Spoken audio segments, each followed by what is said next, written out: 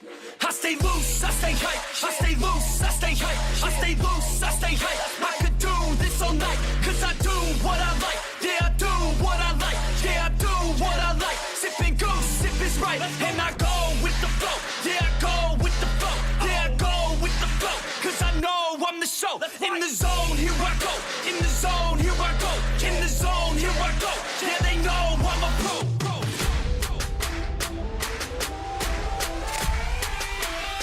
Let's go, let's go.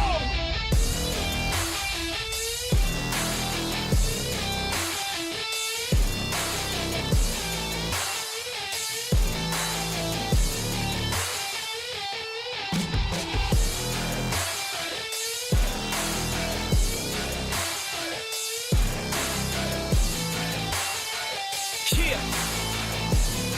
Let's go. If I go, I'ma get. When I flow, I'ma hit. And I know I'm the kid. I'm a soul, don't forget. I'ma blow up winning. Got my flow so vivid. Here we go, just beginning. Yeah, I throw every inning. Got my flow so legit. All I know is my shit. Here I go, they can win. Post Malone in this bitch. Rock star making hits. Got guitar in this shit. Leaving scars cause we lit. All these bars that I spit. Yeah.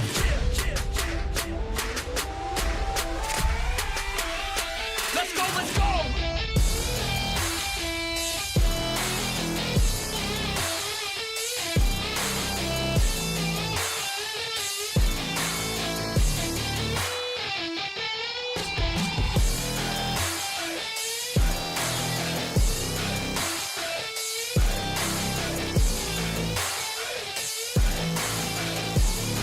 Let's go.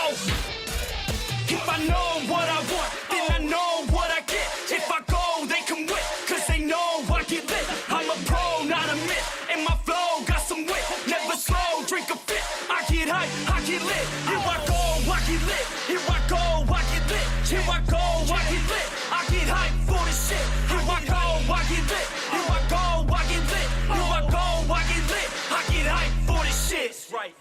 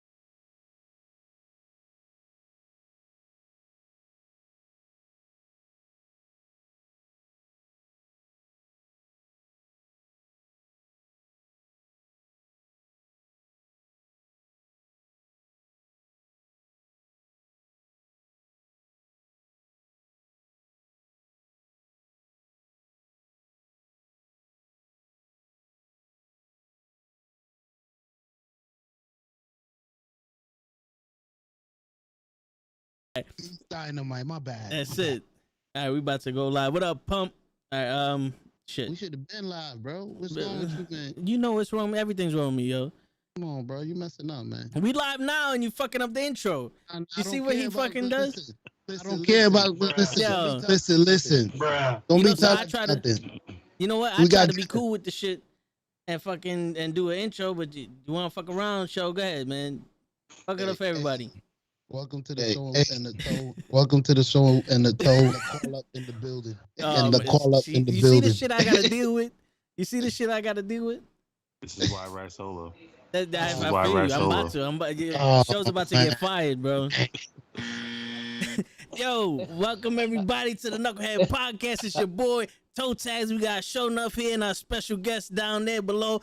Dacallup, my man Kenny. What's going on, bro? How you doing? How you feeling? I'm good, man. Glad to be here. I'm good, man. Glad to be here finally. You know, talk. Like I said off air, you guys are fucking hilarious. So I'm glad to be on here right now. Yeah, appreciate that, bro. Appreciate that. 90% of that shit is show. I'm not even gonna front. That shit is show. They lying. All the times he be like, we just build off of that shit. Hey, that's how we like. That's what I'm here for. I don't know wrestling, but I know entertainment. Wait a minute. What the heck? Uh-oh. He found a mouse. Hold on, Kenny. Oh yeah, I forgot my light back there. Nah, he be tripping sometimes, Kenny. He got flies. Dude, I get beat up by fucking anything that comes my way, bro. He made you up to his tables. I don't know what's going on. I'm not even fucking with you, bro. What's going on, pimp? Yo, like the past 3 weeks, I've been having like flies in my window, like six, 7 of them shits. I got something from the exterminator, so they ain't here no more. But yo, I got like PTSD from like fucking bugs. So when I see something moving, I be like, I know, that's why when he turned around, I was like, uh-oh. Nah, it was my light. I got a light back. Oh wait, I got a light back there that I forgot to put on. All right, my bad. Yeah. Continue. All right.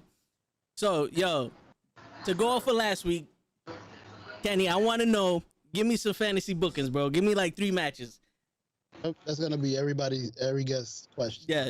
Every guest question. So are we talking just like normal celebrity, or are we talking about like people in the industry that we actually want to see like wrestle together? Yeah. So if you had a magic wand and you could bring any 2 wrestlers or any wrestlers to have any match type, put them together, who you got?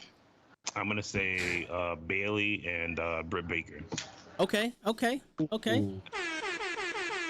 Only reason why I say that is because Bailey, she proved her own throughout the whole pandemic era of wrestling that we had, and Britt Baker is freaking hot right now. I mean, she's like one of the top female wrestlers next to Sasha Banks. And Bailey works great with everybody. So I think those two, they'll knock it out the park. Yeah, I completely agree with you, bro. We was talking about this in the group chat about because I put up a picture saying who you think the MVP of the pandemic was, and my pick was Bailey and Roman. Mm-hmm. I love Sasha, but Bailey was definitely putting in that work this pandemic, bro. She was definitely doing her thing. I was a little sad to see that she got hurt. Yeah. At first, I thought that was kayfabe. I'm not even gonna lie. I thought that was just storyline to get out of the I Quit match with Bianca Belair.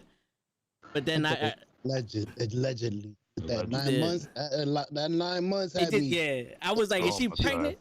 That's what everybody said.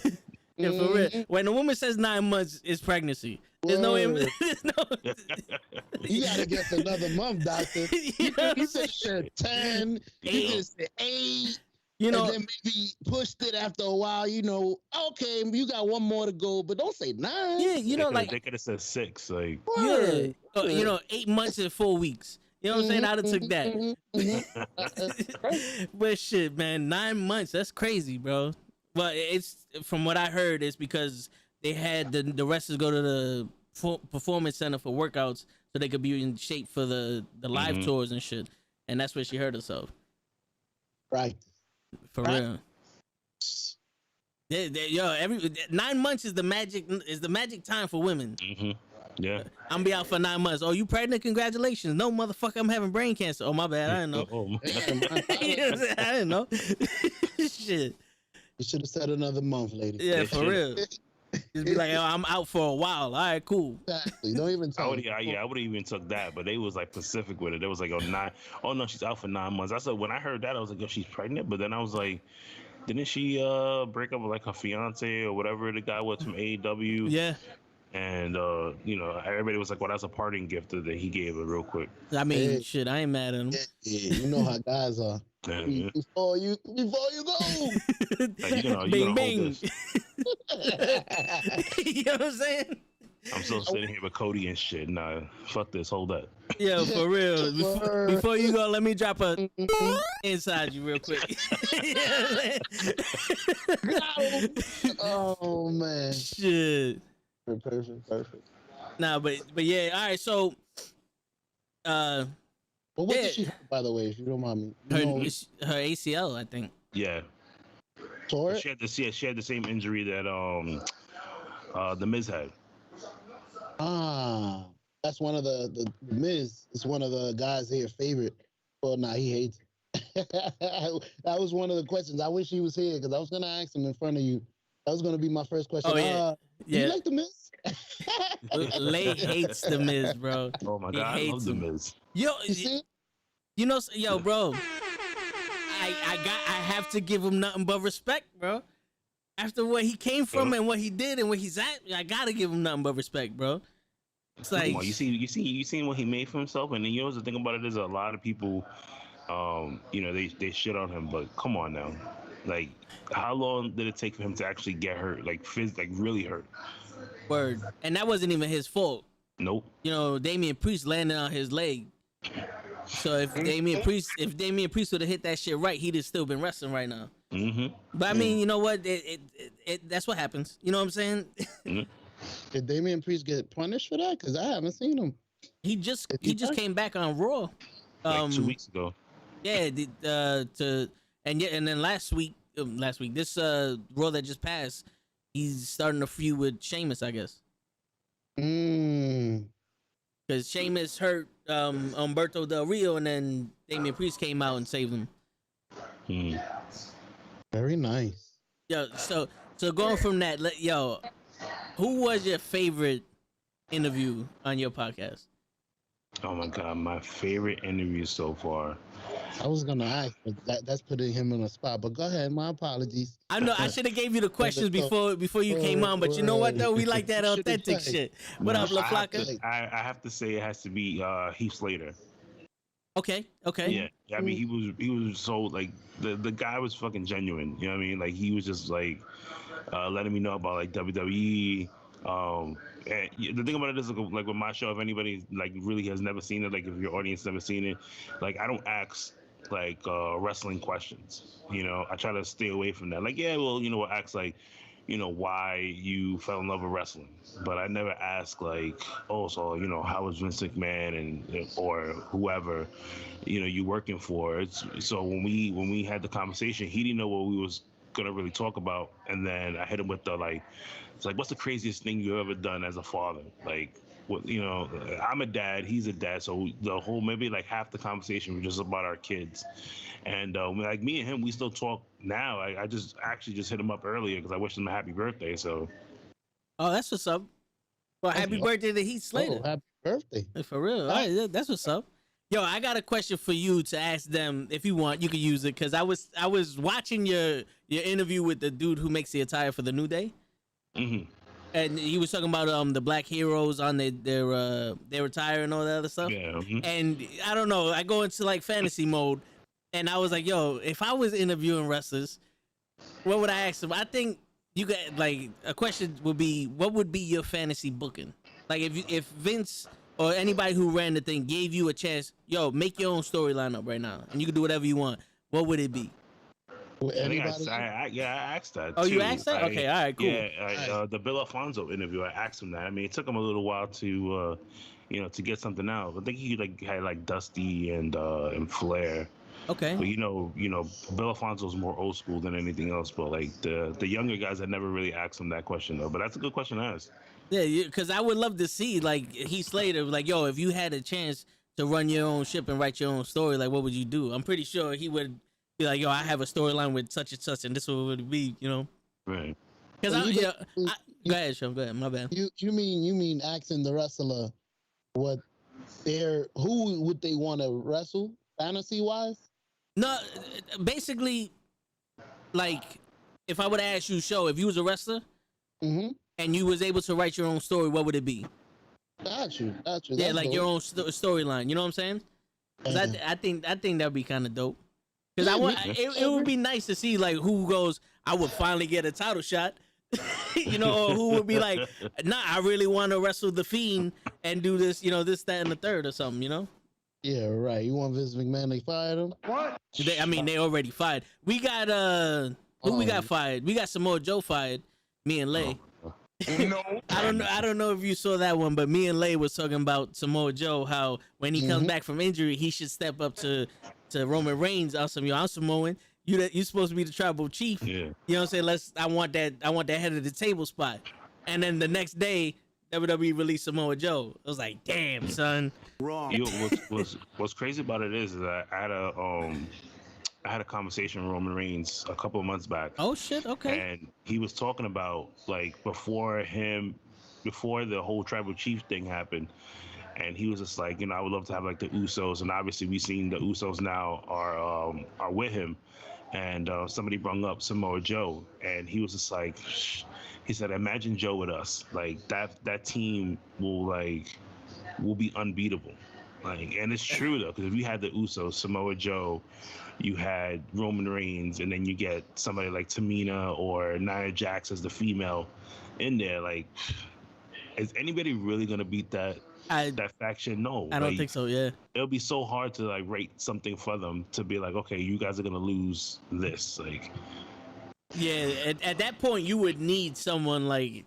The Rock or somebody to come in and, you know, just that mega power. Because right now, unless you're gonna build somebody up from scratch, there's no one that can handle those people. no. Like the New Day could probably give them a fight, but there's no way that they're not gonna survive that. But that would be crazy though. If you know, next time we pitch that idea, hopefully he doesn't get fired. You know? I mean, he's doing good on NXT right now, so That is true. How do you like that storyline? You know, I like it because it leaves so much open right now. So like we seen this week, he got attacked by Karrion Kross. And what did he tell him at the end? He was like, only if provoked. So now he's provoked. So it kind of leaves that window open where you're like, can Joe get in the ring now? Like, are you guys going to clear him to wrestle? Or is it just like a drawn out storyline like Daniel Bryan, where you're just like, okay, Daniel Bryan can't wrestle, but he's provoking somebody else. They're provoking him, and it's just like a back and forth thing. That's dope. I mean, if he can wrestle, him and Karrion Kross, that would be a rivalry right there. Oh yeah, definitely. That would be a rivalry. Just so you know, I shared the screen of my OBS so that way you can see what I'm showing to the people. I don't know. I thought you guys was like fixing it. I was like, nah. Yeah. Because when you want the cam, you got yours. Yeah. You know what I'm saying? Okay. I set everything. I got your own overlay and everything. Nice. You know what I'm saying? So there you go. Build See, That's right. All right, so I have to ask, bro, and I'm gonna let Show ask you a question also because I feel like I've been, taking up this whole interview and all that. Well, it's not an interview. We just shooting the shit. I'll be learning. But I want to ask you, who's your favorite of all time? My favorite of all time, oh my God, I would have to say Stone Cold Steve Austin. I've always been a fan of his since he started. Not like Hollywood Blonde type of thing, but like more like, you know, when he came with the Stone Cold character. Okay. You know, when he was like, he's with Ted DiBiase, I was just like, okay, what the hell is this? But, the whole Attitude Era, like Stone Cold Steve Austin was great. You know, but that's kind of hard because like as far as like number one people, I would say Austin. If I had to pick somebody else, I'll say The Rock. Okay. All right. So Attitude Era. Yeah. Me too. My favorite part. Well, damn. Back in the days with the Ultimate Warrior. Wait a minute. Shit. Ultimate Warrior, Hulk Hogan. Hey, those are two good eras. Yeah. Mm-hmm. If anybody names those eras as the golden age of wrestling, you wouldn't be wrong. No, you wouldn't. I mean, those guys back then were going all out because like your job was on the line. Like this is what, like there was two things with the Attitude Era as far as like older fans know more about. Like now that we start seeing like the documentaries and stuff like that, it's just like, one, everybody wanted that top spot with Vince McMahon because they knew if Vince loved you, you were gonna get it. You were gonna be the man, and you was gonna get that title shot. And then two, you wanted to keep your job because it was either going with WWF or WCW. No, it's true because that was the only place to go, and not for nothing. Unless you was Kevin Nash or Scott Hall, WCW wasn't where you wanted to be. No, there was too many people there. After a while, WCW just got to be like, okay, like it was like you hanging out with your friends and like somebody new come in at work and you're just like, all right, now we're gonna have him do all the bullshit work, like go clean the bathroom real quick, man, like for real. Like you're working this shift. For some, it was a payday, bro. They gave him so much money, and they didn't have to do nothing. No, and yo, show. I don't know if you're aware of this, but Scott Hall, Kevin Nash, and Hogan had in their contracts if they bring people over from another organization, you know, and that dude gets paid a lot of money, then their pay goes up also. Yeah, it was like a pyramid scheme. Yeah, they had that A-Rod Derek Jeter contract. Like, ain't nobody getting paid more than me right now. And they had creative control, so why are you losing? No, for real. For real. That's how you get the cattle prog and you end Goldberg Street. Yo, wait a minute. Yikes! They ended. Who ended? Was it Kevin Nash? It was Kevin Nash. Yes. Yeah. I remember that when the cattle prog. Hey, at least they let him lose illegally. But that was another guy that was all about the money too. Goldberg was Goldberg. Yeah, he wasn't in it for the love of wrestling. He was just in it for like the payday. Like, how much can you pay me for doing this? And you could tell, like, they didn't even tell him things that happened.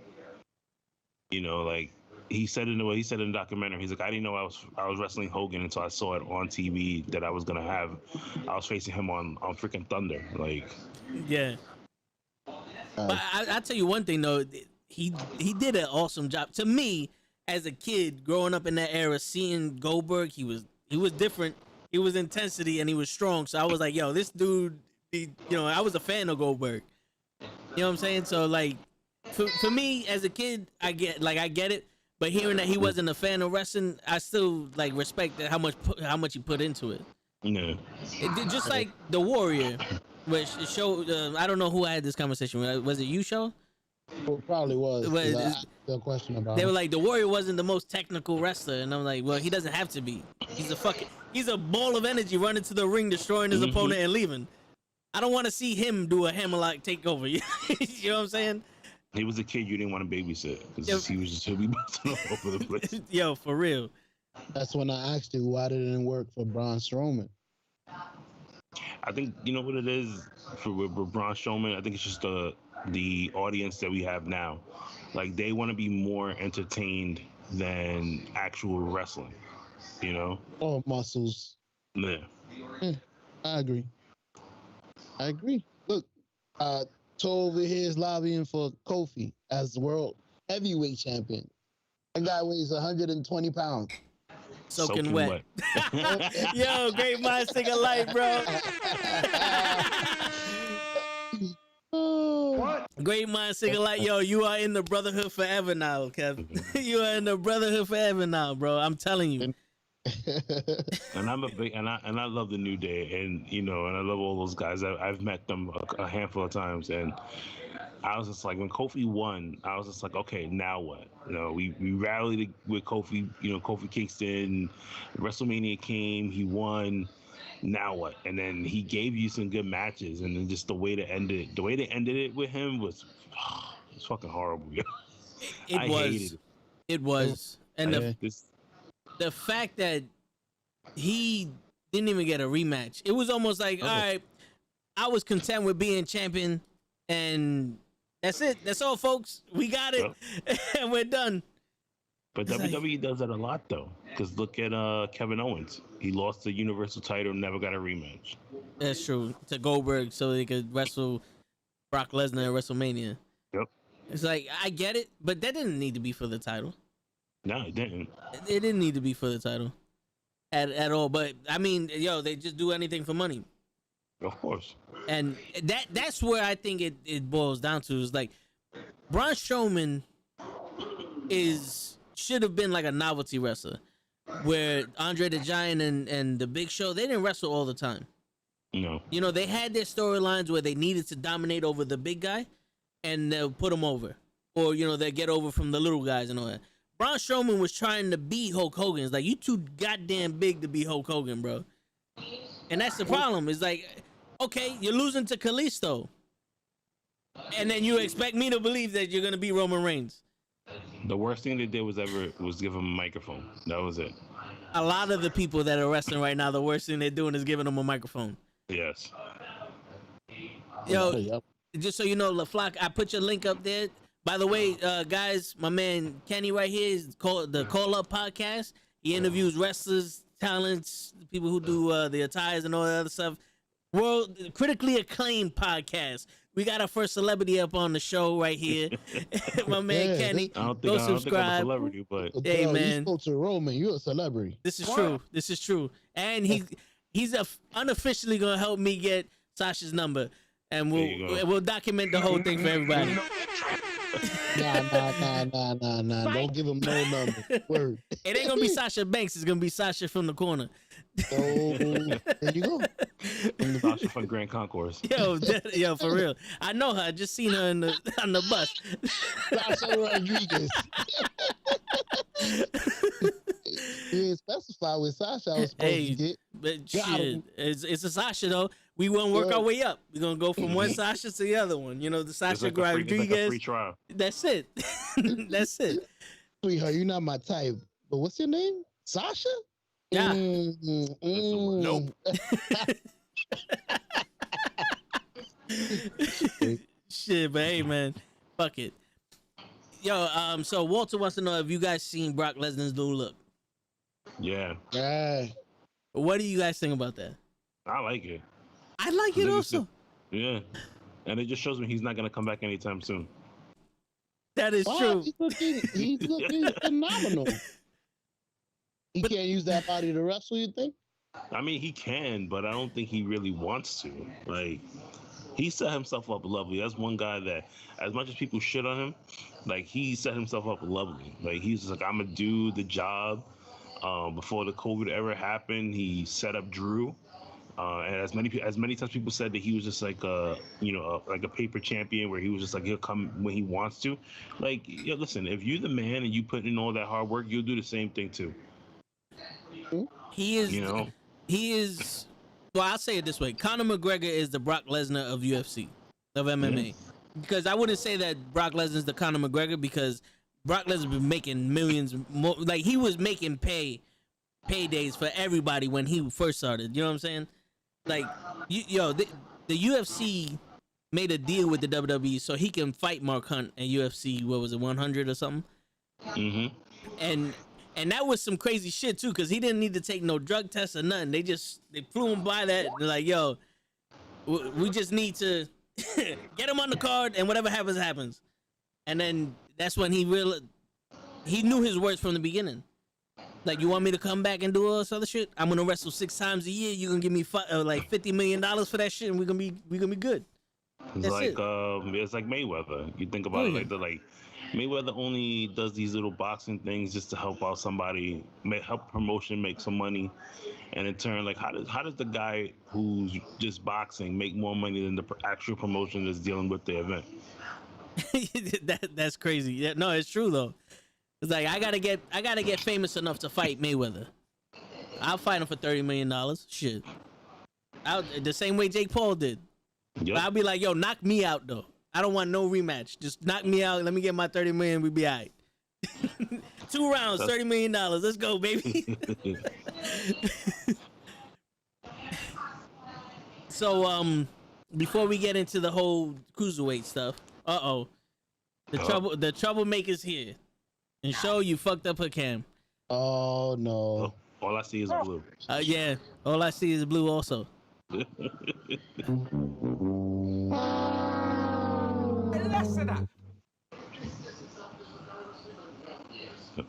Hey, welcome to Blue Screen. Hey, we signed a new Blue Screen is now Diamond Wrestling. And she's on the podcast. How are you doing, Blue Screen? I'm doing fine. Behind the blue screen is Sasha. She heard us. That's it, baby. That's it. She didn't really show her face. Sasha from Grand Concourse finally made it on the podcast. Sasha Garcia. I told you I bring everybody with me. Don't worry about it. Yo, I feel you, bro. I feel you. I appreciate that, bro. I appreciate that. Hey, you the man.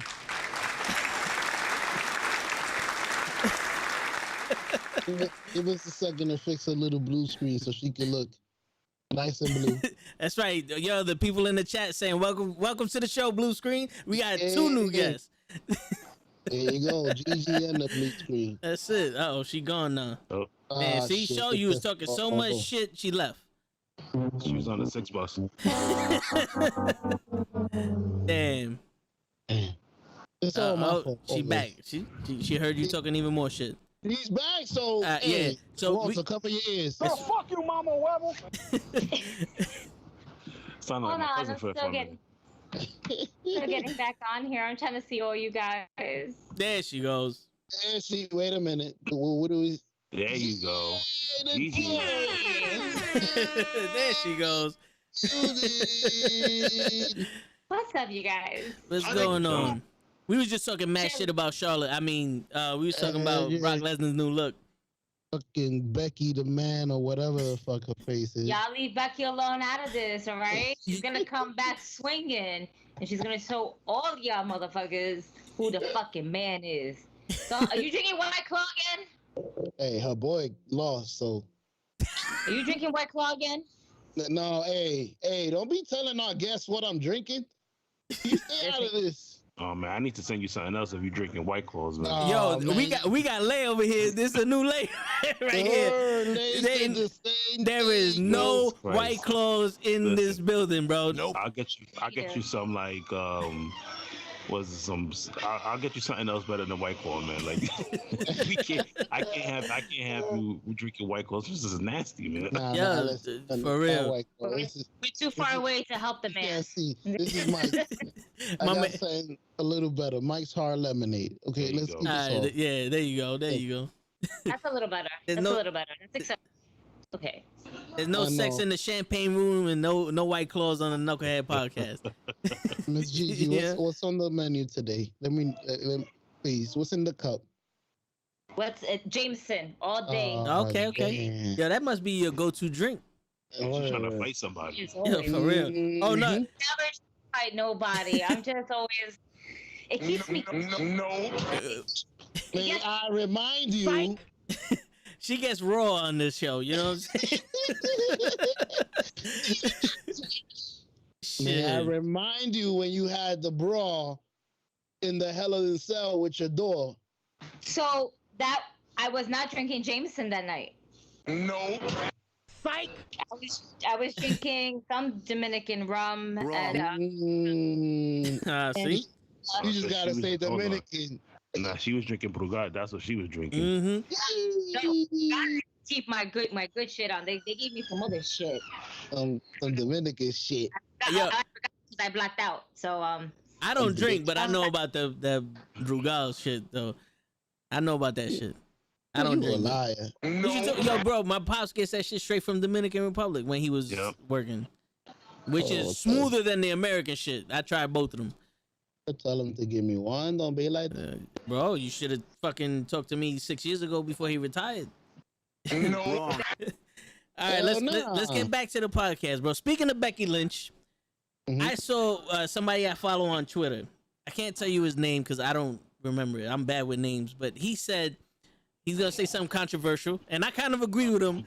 But he said that the whole man angle with Becky Lynch was mild at best. What do you think?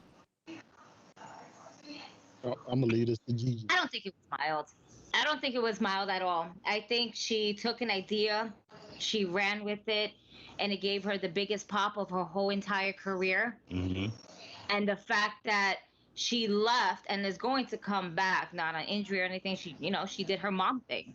The man and then turned into the mom with the merchandise and stuff. That was mild. That was unneeded and everything like that. But cool. It wasn't really called for her, but for her to basically call herself the man, it's not a gender thing. It's to basically say she's the shit, she's the champ, she's the number one person. She became the first female to become Becky's 2 belts champ.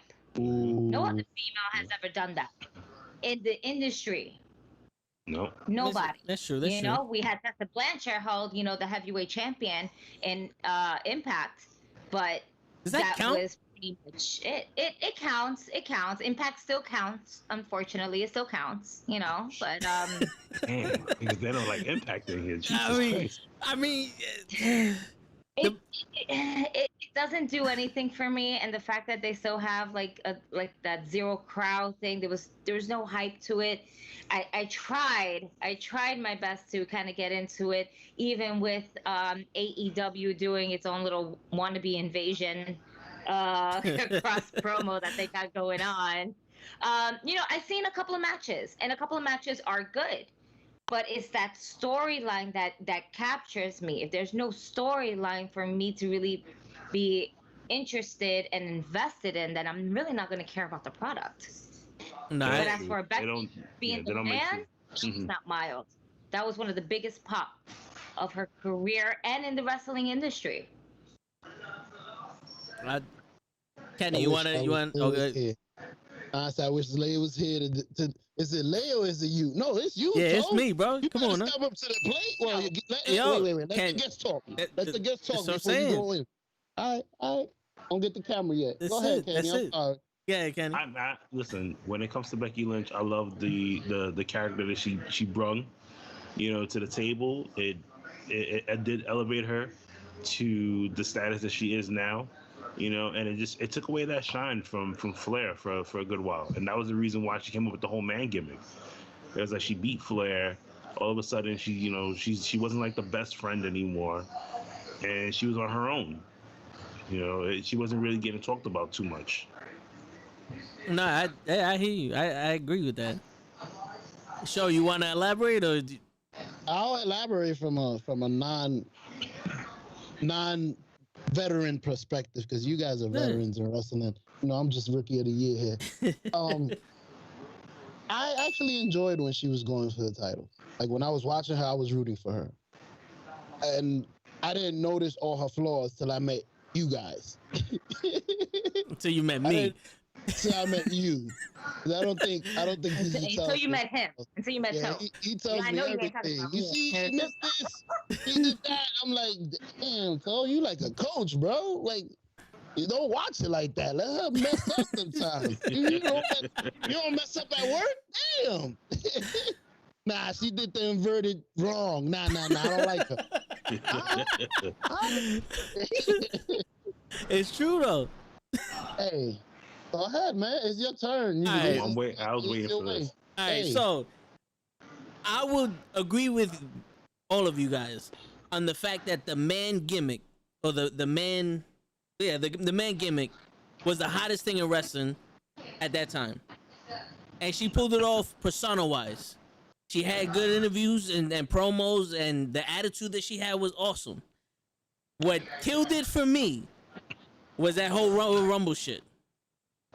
You lost to Asuka What? in the Royal Rumble. She lost to Asuka for the title, and I then remember that. and then she The comes first in. match.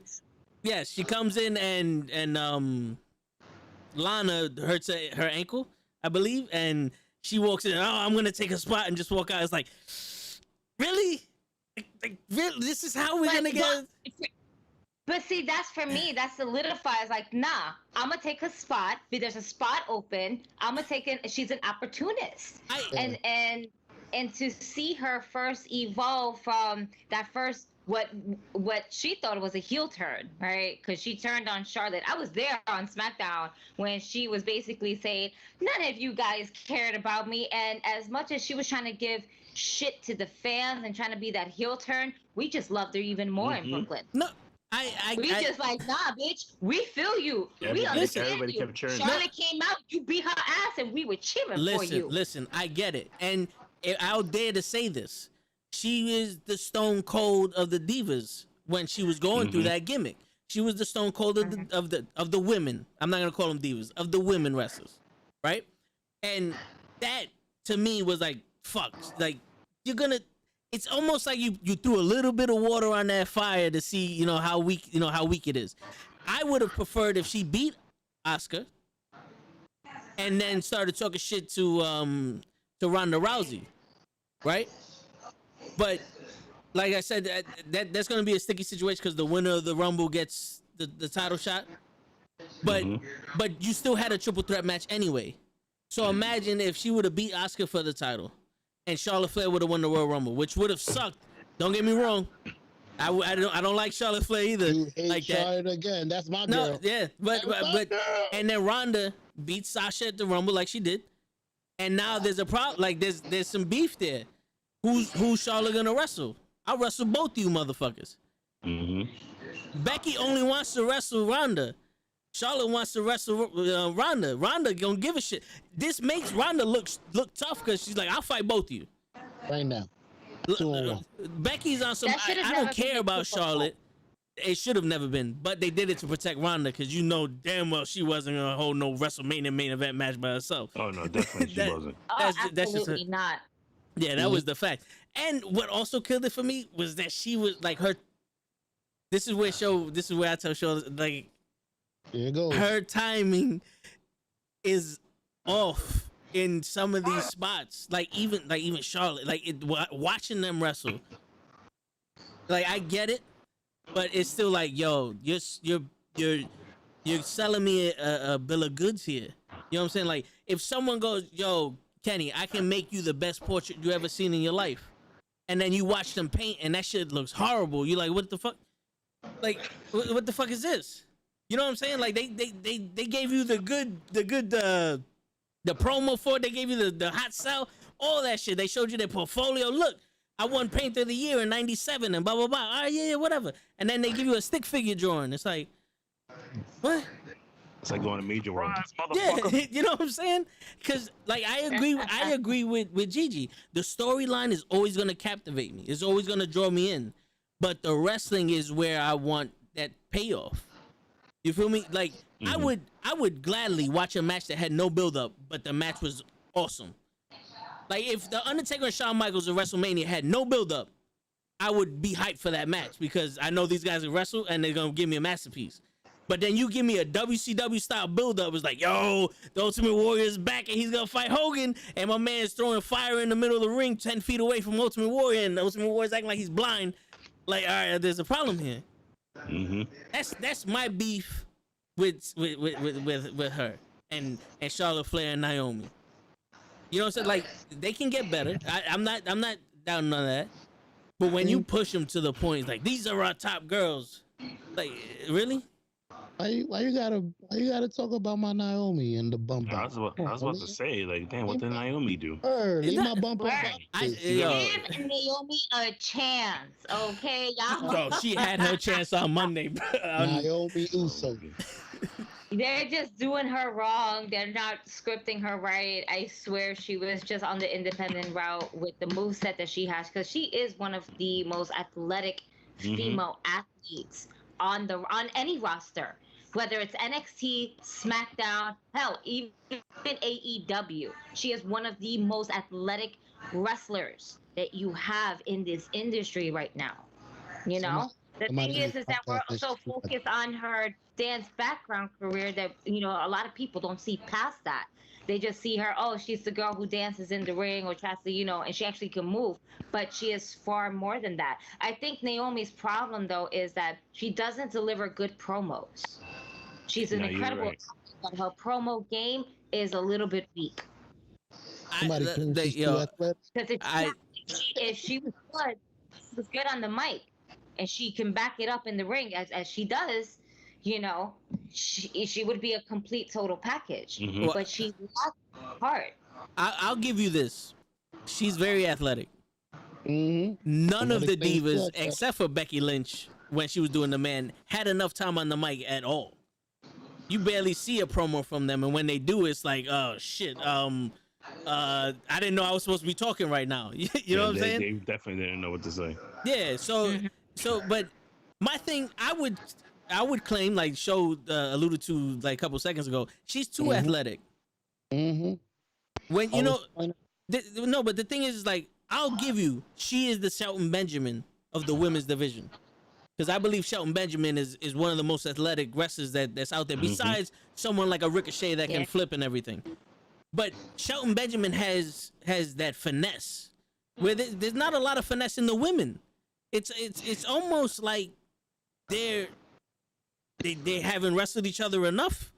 There's no chemistry for some of them. That's why I always say it. I would always say it. The best female wrestlers I've seen nowadays is Sasha Banks and Bayley. They can make anyone look, and Bianca Belair's on their tail. That's just me. Evidence, bro. Royal Rumble, Sasha Banks versus Ronda Rousey. Sasha Banks made Ronda Rousey look good in that match. Yeah, Absolutely she did. right. She really did.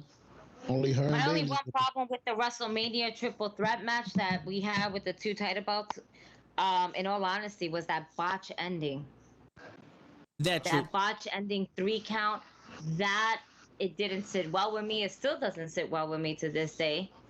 You know, I honestly believe that if you ever end up bringing Ronda Rousey back, which we don't need, and same thing for Goldberg, just throwing it out there. But if we ever end up getting Ronda back, and we come back, and you have Becky Lynch back in there as well, pick up where you left off. Be like, you know what, bitch, you didn't pin me. The ref messed up. It's in the replay. Technically, that should be my belt. But it's okay. I'm gonna let you hold it because I'm gonna beat your ass. And then you have that rivalry back up between Ronda Rousey and Becky Lynch. That's the only smart way to do it. But I'm just speaking logic, and I have to remind myself. In wrestling, there's no such thing as logic. You got that right. They'll go completely left, and then you'll be wondering like, what the hell is this? You know what I mean? Real quick. Of course, the writer doesn't even know who Bobby Lashley is. Well, she got fired, so. No, yeah, that's true. Yeah. That writer was like the female version of you, show. Yeah. Calling him Bobby Lashley and shit. Hey. But at least I admit it. I don't work for WWE. She did. Dude, she made it. Man, damn. Maybe I should apply. Hey, you probably get the job. Let me tell you something. When she did that made me. I was thinking the same thing. Show, I was like, shit. You know what? I forget all the freaking credentials or requirements that you just asked for, man. I'm just gonna give you something and hope for the best and just shoot my shot, because I'll probably get on. For real. Guerrero, this we lie, we cheat, we steal. Yo, I know everything. Yo, fake it till you make it. That's it. Hey. Yo, damn, you gonna just show Ronda Rousey's breast like that, show? You know what's crazy? She don't even got much breasts. Don't do that. Just come out like that. She got a little something. Yeah. Hey, well, she do now. She do now that she's pregnant. Have you seen those pictures? Shayna Baszler got a little something, and it's called the little bit of eyebrows that she has. Okay. Yo, but Shayna Baszler can wrestle. Shayna Baszler's a pretty good wrestler though. And that's sad what they're doing. Isn't she a UFC fighter? She was a mixed martial arts fighter, yes. Mm-hmm. She was one of the pioneers of the women's mixed martial arts movement. This was before the UFC had the women. She was on the first ever, I believe, all women's Ultimate Fighter. But after that, I think she had like one fight with them, and that was it. I didn't even make a storyline with her and Ronda. They should have, because there's a female four horseman. Yeah, Gigi, I'll let you explain. The female four horsemen in NXT, and they did absolutely nothing with them. And we don't. I think they got let go. Both of them got let go. Yeah, they did. Yeah, they were part of the chopping block for this year, and it's a shame because they had something there. They could have done the 4 horsewomen of MMA and the 4 horsewomen of wrestling. Yep. You know, they had something. We could have had that. We've been asking for that. You know, but it just never happened. It's like a fucking Sting and Undertaker. It was there, but it was never gonna happen. And I'm mad that they dropped the ball on that with this whole COVID era. Like, if you made AJ Styles and Taker, you could have just, like, before Sting left to AEW, you could have had that Taker versus Sting, you know, cinematic match, and just call it a day. At least give us that. You know Something. what I mean? Yeah. Have them in the ring together. That's the thing. Too scared with Sting. They're too scared to put Sting back in the ring with that shit that happened with him and Seth Rollins. They were like, nah, we're good. Nah. Fucking We don't Seth need another Rollins. lawsuit on our hands possibility. No, thank you. You know, it's them being scared for putting out the shit that, you know what, fans actually want to see. And then when they do actually put it on, they completely fuck it up. And it's like, nah, we asked for this, but this is not how we wanted it to be. Mm-hmm. So Sting actually did try to wrestle So recently. Sting is wrestling now in AEW. Yeah. Yeah, I saw. Well, he's promoing. No, he had. No, he had a match. He actually had like a live match with fans and everything. Yeah, Double or Nothing. Yeah. Oh, gotta check it I out. mean, he didn't do much. You know, he did a couple of things here and there because he's not able to do everything, but he did his thing. He was the Stinger. As long as he didn't pull a Goldberg, we fine. Or he ain't kill nobody. Yo, Kenny, Kill the Undertaker. who is one of the wrestlers that you don't like? That's hard because there are people that I actually like. Hey, that's my question. Yeah. I don't know. On a personal level, I'll probably say James Ellsworth. Okay. Okay, but And like, I think Gigi knows why, because she's laughing right now. No, I'm just laughing James Ellsworth, and I'm just thinking about that ridiculous face and no chin fucker, man. There's just so much about that and so much trash, and oh man. so you don't like him as a wrestler? Or you don't like him personally? I just don't like him personally. Oh, okay, so there's beef there, or there's just Nah, listen, Google James Ellsworth and you'll find out why. okay. It's mad shit. This Okay. is mad shit about him. Like, don't leave him with don't leave him with your little sister. Put it that way. Ooh, it's one of those. Yeah. Oh, Oh he gets shit. constant DMs and shit like that. Trying to talk to like younger girls. There was a big shit Some- that came out with him. Don't put him There on was the. a- Matter of fact, he was one of the many people that got exposed when all these wrestlers pretty much got exposed for like fucking sexual harassment and all this other shit. When wrestlers just popping up of like who got sexually harassed by whom, who was trying to holler at them, who told them what to do, what to wear, whatever the case may be. He was one of them, and he was one of the biggest offenders out there. Oh, see wow. this dude's face? And Show has his picture. Yeah, up. he You ain't see got- this dude's face? Imagine that shit. He has enough chin to do that shit. That's fucked up. So my man James Ellsworth had the.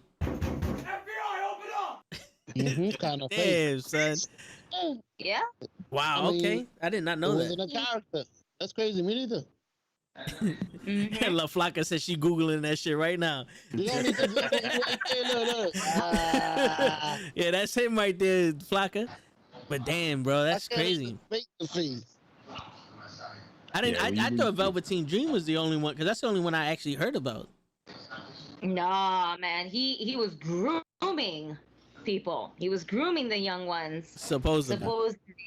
Supposedly, you know. And then after he got fired, he decided to put out a whole big ass statement, like, "Oh, it's how people portray me as," and it wasn't even like that. Like, and in my head, I'm thinking, you're writing this not as Velveteen Dream, but as you, as your personal self that you are.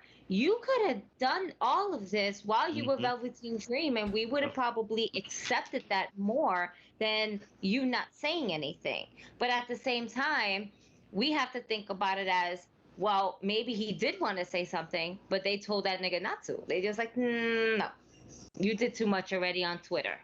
We can't have you do anything else.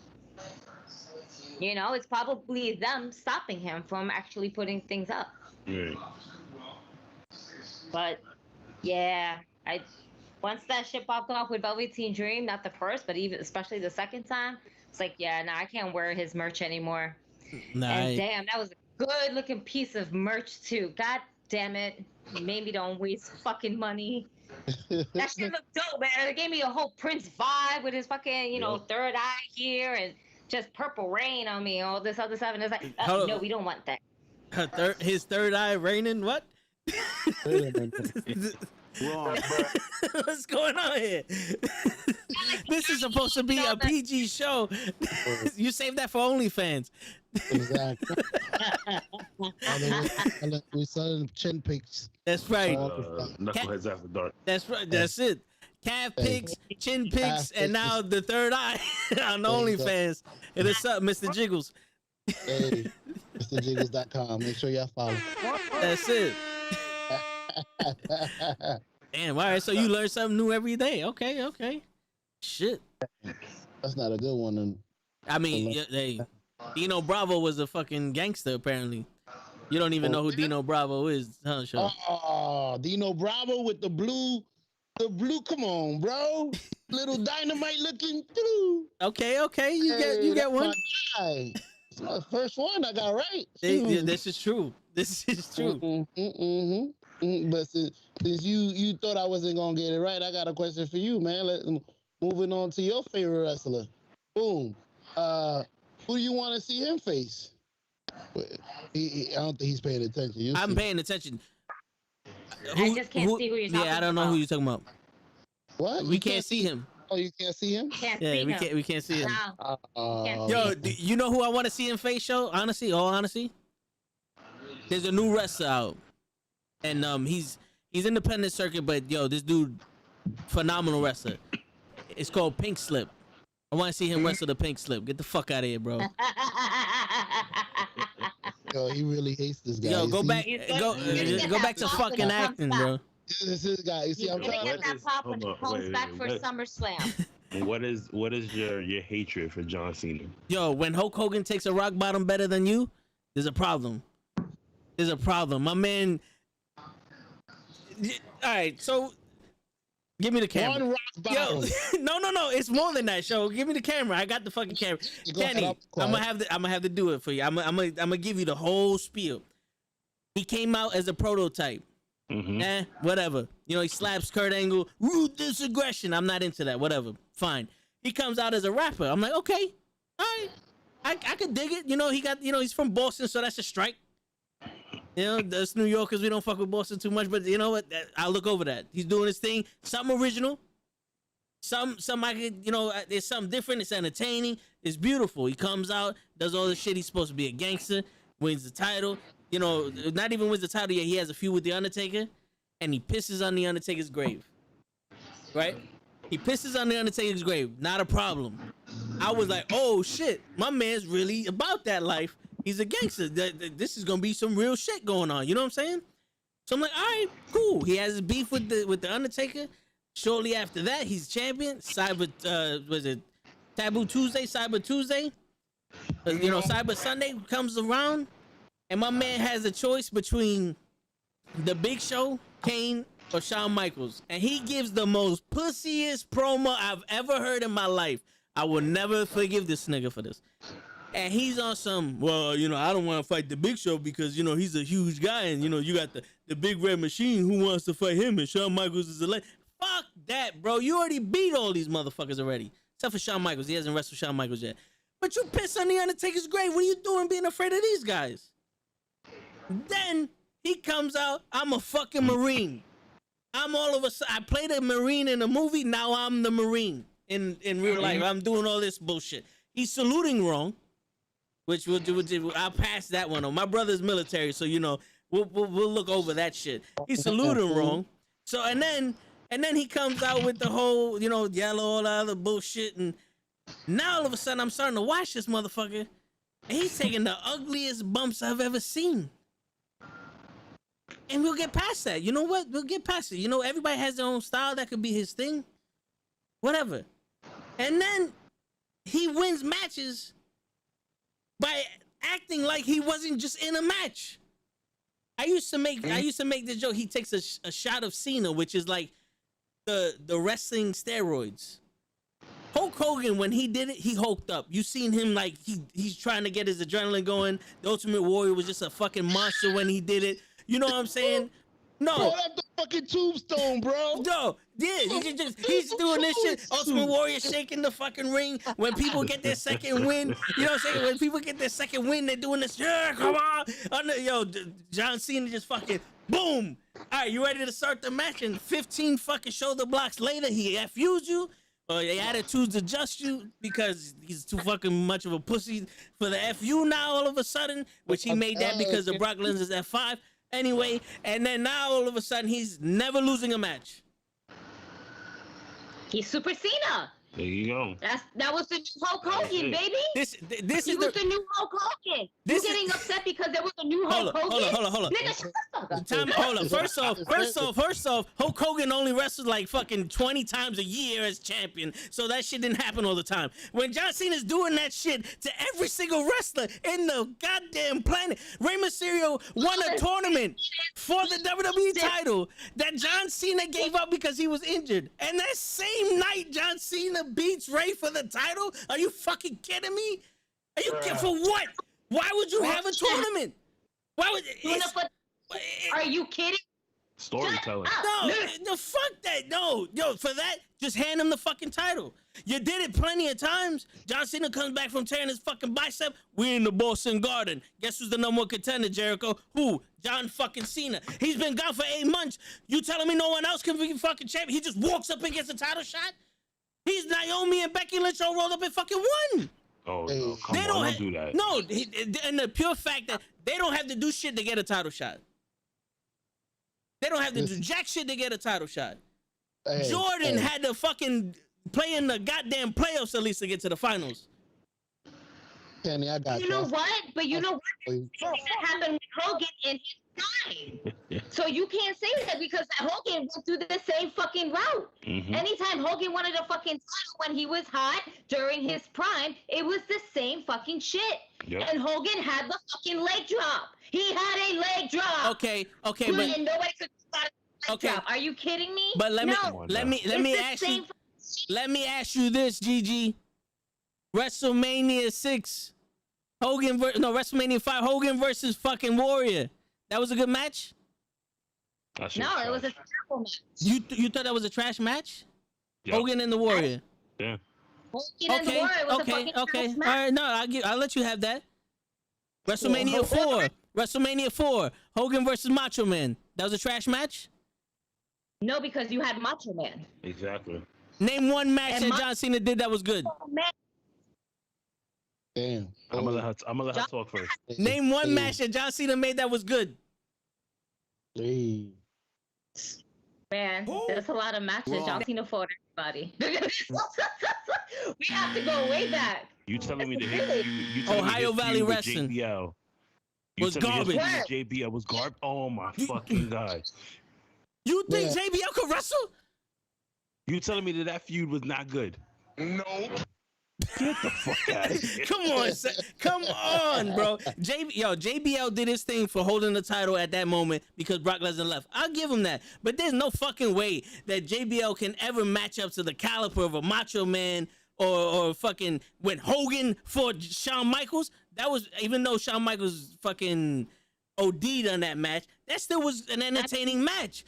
Hogan and The Rock. Hulk Hogan had a good match with The Rock at like 90 years old. John Cena had 2 shots. The Rock carried him. Yeah, John Cena had 2 shots. He had 2 opportunities and couldn't do shit. The Rock had a better match against R-Truth and The Miz. Oh shit. Because it was The Rock. Come on. But The Rock is he's gonna sell anything that he can, same as Cena. Listen, Cena versus Randy Orton was a great match. I get it. No. What? Did he just say no? No. Yeah, look at that. Fuck Randy Orton also. I'm telling you right now, for the 80s, when this shit was supposed to be believable, I can understand Hulk Hogan winning because who the fuck was he wrestling? He lost to Macho. I mean, he didn't lose to Macho Man. He fucking Andre the Giant, bro. The Giant. Yeah. 7,000 pounds. Giant. And John Cena's losing. John Cena's beating who? Every fucking body. Oh, John Cena's stronger than Hulk Hogan. I seen him with 3 people on his back. Don't play me, bro. I heard he's brawling. First off, Hulk Hogan in his prime would have dusted John Cena. John Cena was about the size of Bret Hart. I mean, the juice he was using. No, but there is no comparison between John Cena and Hulk Hogan. That's all I'm telling you. Hulk No, Hogan no, went. No, you watch Hulk Hogan in Japan and then come back to me about wrestling. No, I'm not. Who's I'm not better, saying there's a comparison. Hogan and John Cena? I I'm not talking to you, Show. I'm not talking to you. I'm talking to the two John Cena lovers beneath me right here. Oh my God, you're gonna make. Hey, whoa. Hey, I never said I love John Cena like that. But I am going to defend the fact that John Cena, he was basically the new Hulk Hogan of that era, of his era. He was the new Hulk Hogan. He would not lose. At one point, Hogan was not going to lose. At one point, Hogan didn't want to lose. When they said, nah, you are not going over, he said, the fuck I am. And he went over because he didn't want to lose. Mm-hmm. John Cena, if he wasn't going to go over, he was going to accept it. But the fact that he was just a hot commodity, especially between the merch and how the people wanted him and everything like that, hell yeah, they're going to take full advantage of that, just like they took full advantage of Hulkamania, and it's running wild on you. But you know something though? That's a misconception. The Hulk Hogan didn't want to lose. WCW? Yeah, you're right. But we going back to the WWE, WWF days back in the night. He didn't want to lose back then. He was stepping out back then. He was stepping out with the Ultimate Warrior. If the Ultimate Warrior didn't pull that shit that he did, he'd have been champion a lot longer. And they didn't need to bring Hogan back. If Ultimate Warrior knew how to actually wrestle, he would have been lasting a lot longer. But the fact that he was just hurting guys on the regular is the reason why they had to put the strap back on Hogan. No, they put the strap back on Hogan because Ultimate Warrior held Vince McMahon hostage on some, I want more money. And that's why they fired him after. Yeah, good. Did you forget what Hogan did to Yokozuna? Facts. Hello, that's exactly what I said. Hogan versus Yokozuna. They're all backstage. Yokozuna was gonna win the title, and what does Hogan do? Hey Vince, what will make the crowd really go crazy is you let him win the title, and then I win it. And then 5 minutes later, I come in and I win the title from him. You didn't even let the man shine for 5 minutes. Yo, first off, there was supposed to be a Bret Hart versus Hogan feud there, and also he lost to Yokozuna, the King of the Ring, so he gave that back. He gave that back to Yoko. Yeah, but you know what? At that point in time, Yoko was just the hottest thing that was around because he was a sight to be seen. Like, nobody has ever seen a man that massive before. That can move like that, yeah. You mean to tell me... Exactly. You mean to tell me you couldn't let him have it for at least a month, because at that point in time, these wrestlers were holding it a lot longer. But you mean to tell me you couldn't let him shine during that WrestleMania moment? A WrestleMania moment? No, absolutely not. Y'all, they completely shitted on Yokozuna. They show it in the documentary in WWE, and then the reason why they weren't so happy with him is because the man kept gaining weight. And they tell you that in the documentary. No, I know. I watched it. Oh, you did. Were you about to say Bro, there? I was there. I was there. I mean, how old are you? So you got the Benjamin Button. Yeah, side effect. No, I mean, I was alive during that whole thing. I saw that shit live, but I'm just saying, like, Hogan was one of my favorite wrestlers. That's why he No. As a wrestler growing up, and at that time when kayfabe was, when everything was supposed to be real, even everybody, thought that shit was real, that was acceptable. And when Hogan was losing his steam, he stepped back and let the Warrior take over. And Macho Man was champion. And that whole storyline with Macho Man and Hogan leading up to WrestleMania 4. Yeah, WrestleMania. Was it WrestleMania? WrestleMania 5, I'm sorry. Leading up to WrestleMania 5 was fucking dope. That was the best storyline I've experienced. And then the bigger powers breaking up. But you're talking about women. Bro, I would defend Hogan in terms of John Cena just because I know Hogan can wrestle. What? Bruh. Yo, bro, I'm sorry, bro. Drop a leg drop. He good. And you know what happened with that leg drop show? He went from 6'8" to 6'6". I didn't say it was an easy leg drop. I'm just saying that's mostly what he did. Hulk up, He punched, he chopped, and he got beat up for like 10 minutes. Then he hulked up, and then leg drop. Okay, so he punched, he chopped, got beat up for 10 minutes, and then the leg drop. So that's that's 3 things. Oh, okay, so that's 4 things more than what John Cena does. I've seen the Miz literally fly a 747 into John Cena's fucking face, and John Cena just stand up and shoulder block him 52 times and pin him. My man duct taped Batista to the turnbuckle, bro, in a fucking last man standing match. The fuck out of here. It is smart, but fuck you, Cena. That's Batista's job. He's the bad guy. Nah, man. I'm tired of this shit. John Cena cannot fucking wrestle. So you really gonna hate when John Cena comes back? I hate it now. I hate the thought of this shit. You see the love that he has for Hogan, and he says that John Cena can't wrestle. Yo, I said my prayers. I ate my fucking vitamins. I got on his back when he swam across the fucking Nile to go after Hogan. I mean, Macho Man. All right. Shit. Yeah, you see, yo, Kenny, you see that red dot right on my wall? That's me and Hogan right there, Comic-Con. That's me and Hogan. That's me and fucking Hogan. I know him. That's right. Fucking dot. We chill on the block in chancletas. I brought him. I chilled on the block. Yeah. Hey, well now you making me go on my phone because yo, that was the day he was wearing that Yankee hat, right? He had the Yankee hat. Yeah. He goes. He showed me the dot. He showed me the dot. Him and Hogan, right? He met Hogan, right? And he's like shitting on my boy John Cena. You know, that's just me and John chilling. Look at him, little bitch. Look at that.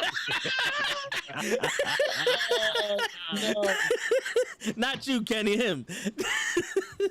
I was about to say that's all right. It's not the first time I've been called that. It's okay. Nah, not you, bro. You my brother, man. Damn. So. I don't know. After all that shit you were talking about John Cena, I don't know if you can say that so much right now. Shit. Oh, he's never coming back, bro. Nah, man. John Cena here. Thanks for stopping by, Kenny. Listen, Thanks Kenny. for stopping by. It's been real. Yeah, right. He's in his head. He's like, yo, fuck toe, bro. Yeah, that's my boy. That's my second favorite after The Rock, and it's fucking so cold. Damn. They'd be like, damn, man, how was the show? I'm like, man, it was good. And then they call me a bitch, and then they tell me the Yo, but yeah. But yo, I'm gonna blame it all on Gigi. She's the one who brought me. No, in. for real, she should have never came late. Yo, but another thing is, so me and my brother used to go to the Christmas events every year. And one year, this is when John Cena's wrestling Seth Rollins in the main event in a table match. And we're chin, Cena sucks, and there's a kid next to me. He had to be about 7, 8 years old. And he's like, let's go, Cena. And I'm like, yo, Cena sucks. And the kid turns around to me and looks at me and he gets quiet and sits down. Fuck it. So I turn around to the kid and I'm like, yo, it should, like, don't get scared because I don't like John Cena. If you like John Cena, root for him. You know what I'm saying? Like, don't let someone change your mind on who your favorite wrestler is. You know what I'm saying? Like, you don't be influenced by me or anyone else here. If you're a John Cena fan, be a John Cena fan. So the kids started chanting, and, like, the parents looked at me and all that other shit. And in the back of my mind, I'm like, fucking Cena, man. He's gonna make me fucking tell a kid. He made me fucking make a kid feel bad because he can't fucking wrestle. That's another reason why I don't like that motherfucker. Damn. It's his fault that kid felt bad when I fucking booed Cena. You should have been better. No, that was called your guilty conscience. It wasn't because of John Cena. No. You're just a nice guy. I had a shirt on. John Cena rules. I said, John Cena sucks. Shut the fuck up, kid. And then I kept walking. No, I did not. I had cero miedo for that motherfucker. All right. Hey, no, but see, the thing is, I have to help these future kings come up in this world and be men. You know what I'm saying? We can't have a bunch of John Cenas walking around not being able to take a bump. I want my man to be able to take a rock bottom. Well, if that's the case of scenario, you should have told that kid nothing then. Showing him your soft side. That was a fucking. That's John. Nah. That was Hulk. it's okay. That was Hulk Hogan. That was Hulk Hogan. I'll put that kid on my back and we swam the Nile after he took his vitamins and said his fucking prayers. The 24-inch pythons came through. Was the kid white? Huh? Was the kid white? No, he was Spanish. Oh, then he wouldn't take him. Yeah. No, this is me. This is me. No. Hold up. No. If he was black, I can understand that. We're getting canceled. Shit. Yo, I was gonna say we said more controversial shit, but Listen, me and Kenny do not stand by whatever these two fools say. Spike. Listen, if the call up is a funny guy to just come through. If you need somebody, listen. He's leaving the podcast already. Wait, listen, I'm gonna go on Instagram. My shit's gonna be shut down. My phone bill's gonna go up. It's over for all of us. State laws, because I agree. Clock. I just got an email. Due to state law, you can no longer broadcast on Twitch or YouTube. And it says "Love John Cena." What? That motherfucker. On the bottom it says "Friends of John Cena." For the C Nation. The army. Motherfucker. It's gonna come with red and yellow fucking paper. Damn. I got a question. Do you think he's gonna make it to the match with the Tribal King? That's what he calls him, Kenny. Yeah, I call him the Tribal King, Kenny. That's beneath him. He's the king. He's the King Jaffa. That's it. So I heard I think he's shooting a movie that's actually cutting into the time with SummerSlam. So they might try to bring somebody else in. I mean, from what I was hearing, all that stuff is over already. The Peacemaker stuff that he was doing for HBO, that's wrapped up. So they trying to bring him in for SummerSlam. Nice. Thank you. I needed that update.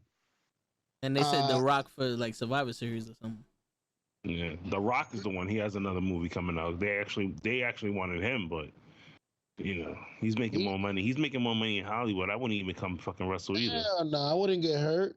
I'm making more money than over there. That's shit. And if anything, if he does come back, it's going to be for WrestleMania, which is the biggest payout anyway. And let's be realistic. Yeah, maybe not. Maybe they'll make him the host, and then Roman comes in like, yeah, you can go back. And then it's like, nah. You ain't at the head of the table. See, I'm the head of the table because I did all of this for you and your cousins. I set this. My father set this for us. And you know what? And then you just start that whole rivalry of family background and everything like that, and you just bring it's a whole family affair. It's going to be a great storyline when they do bring in The Rock, because there's just so much there's so much family history that we're just gonna dive deeper into, and I'm excited for when that happens. I am also, but I don't want to see no more hosts for WrestleMania. It's not an award show. We don't need hosts. It makes it fun though. It makes it a little bit fun. Like I enjoyed the New Day being hosts for WrestleMania. Yeah, they were fun. They made that fun. No, well, they were fun as shit. The New Day could read the phone book and make that shit fun. Or Titus O'Neil and Hulk Hogan as the host. It was like, all right. Jesus Christ, that was forced. What's going on, Harris? Yeah, that was. Bailey was the best part of that shit. You saw peacefully on Titus O'Neil's face, like every time he had to do a promo with Hogan live, he was just like, yeah, I'm just gonna force this smile because they're cutting the chat. Yep, exactly. He said the N-word. He probably offended by this guy. I don't like this dude. He did have this look like, I'm just here so I don't get fined. I'm disgusted by this dude. He's like, I'm just trying to keep my ambassador title. Just trying to get that award. Trying to do. That's it. He got the award, and now he has to I gotta put some work into it. No, for real. But all right, since we all agree that John Cena sucks, let's go on to the next. Did you see my segue there? Let's go on to the next thing. I don't know if Lay sent us his, but yo, top 5 cruiserweights. Yeah, he sent his. Okay. So, Joe, you want to do yours first? I would be impressed if you knew 5 cruiserweights. Top 5 cruiserweights for me. Oh yeah, rest in peace, Paul Orndorff. By the way. Oh, Paul, yeah, we could have started. Mm-hmm. But I'm sorry, Kenny. I gotta fill you in on something. The first podcast we did with Gigi, if I'm not mistaken, Show said that Paul Orndorff died. That was like 3 weeks ago. That's crazy. That's See crazy. what you did, man? He killed That's him. crazy, Kenny. That's crazy. Listen. Oh yeah, you know what? You right. You did Yeah. ask that. I said it by mistake. I was like, yo, I must have he was sick. Damn, Joe. I must have Damn. My man, That's crazy. my man got him. He finally got him. So, rest in peace, Paul Orndorff. We'll fuck up Show later for you. I didn't hear you. Is it? Show, don't talk about John Cena, please. Oh, please, No. please, Okay. John Cena. He's sick. Well, hey, listen. I'm over Kenny. Can't see him. Like, you know, tell your kid that he's not John Cena. We can see him. You don't need to duck down. John Cena can't get sick. He's a machine. Listen, Age. Keep his got the machine wrong- ass over there. I'll give. Can I give my opinion on John Cena's? He might not know how to wrestle, but like Gigi said, he's that era Hulk Hogan. The Right. people like me that doesn't know wrestling, like, so everybody can't be like you. You did that fucking, like you the fucking Chris Jericho of fucking fucking watching wrestling. You know 1,000 moves. He didn't do the Redonso right. He didn't do the fucking the fucking. What was the new? Camel Clutch wasn't all right. Like, come on, What, I don't know. what was the move? What was the move you said last week? The Shangri-La. I forgot the name. I was trying to do that Chris Jericho. Yeah. Hold. Which it's another point. How you gonna put on the SCFU? Like, and your hands are this far away from the fucking guy's chin, and your face is like, and they're supposed to sell it. Like, he'd have been better off with a toe hold. Bro. I'm glad you brought that shit up, Show. People had to sell a mandible claw, bro. Come on. But at least that shit was in, like, he was in your mouth. He actually You put the your fingers fucking. in my mouth. I'm punching you in your face. Stop playing. With There you go. You close enough to put your fingers in my mouth. I'm kicking you in the balls. Stop getting out of it. Stop playing with me. That's not a move to sell. Hey, everybody sold for it, so you good. Would you rather the mandible claw or the stink face? Oh shit! I'm Wait a taking minute. the mandible claw. Mandible claw. Any day. Wait a minute. Mandible claw with the leather sheath on, or with the socko that he had in his balls. Either one. Time out. Wait, One. Either one. Either one. who's I'm not getting somebody's ass on my face. who's the stink? Who's doing the stink face though? Wait a minute, Sasha. Sasha Yeah, Banks? I'm just That's saying. it. Wait, but which Oh, Sasha though? Trish, what? Naomi? Well, we gotta get Well, more you know pictures what? of Sasha She Garcia. gonna be scratched because she ain't got nothing back there. So It's all right. It's alright. It's alright. Told like nothing. Hey, Told take all or nothing. give me all or nothing you got. Yeah, my man Kenny's like, yo, I got kids and I can't be having these conversations. Word. I'm sorry. Hey, he's on the headphones, bro. We good. I saw you, my man turned around and was like, yo, I'm not with these motherfuckers. My wife would be like, yo, what are you guys talking about? Like, nothing. I'm just watching the show. He's like, I was told there's gonna be no math here. Damn. So you like me, Candy, whenever Sasha come on the match or somebody Q come on the TV to wrestle, you just gotta turn around. Oh, no, I look. It's my favorite wrestler. You saw And he didn't even have to think about that. He's like, nah, I'm looking. No, I'm looking. looking. Dead ass. They're professional wrestlers. Yep. Exactly. I'm enjoying the show. That's right. Mhm. No pun intended. Beautiful suplex. Anyway. That's how that move.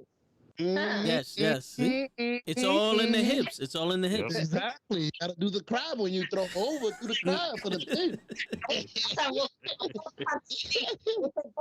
At home, but man, fuck them. I don't want to listen to them. We gonna try this at home. Turn around. Let me see if you can do this. That's right. we gonna find Sasha Rodriguez and be like, yo, come over here, try this move. Hey, listen, you got the same name as a wrestler. That's it. Yo, Harris, we're talking about cruiserweights of all time, but mostly WCW because WWE ain't had much cruiserweights. No. Yeah, show keeps changing the subject. Show, I see you. I'm not changing shit. Let's start off with Juventud Guerrero. Okay. Hey, you know, a surprise. It's a surprise. Okay. That's number one. On the low. What about Ultimo Drago? Okay. He's gonna name all 5 of them that he knows. Of course. You want me to go with Chavo or his uncle? But they both good. Hold on, not question. Was Chavo as good as his uncle? In the ring, yes. Charismatic wise, No. he was behind him. Hey, he needed his uncle with him. La raza. He didn't sound too Mexican though, to me. Sounded a little Americanized. Like he was raised here. Eddie sounded Mexican. Like he has the Mexican swagger. Yeah. Well, remember, Eddie he wrestled. I don't know if Chavo wrestled all over the world like Eddie did. That's the thing. I mean, eventually, I think he did, but and starting off, you know, Eddie was basically the one that was wrestling more in the independent circuit, especially in the Mexican independent circuit before he made his way to the States. You know, so he and then on top of that, you know, he is what, a second generation, right? The second or third? Third generation, I believe, because He's a third generation, right? Because you had Chavo Classic and his father, right? And Chavo and yeah, Chavo Senior, Guerrero Senior, yeah, and then you had him.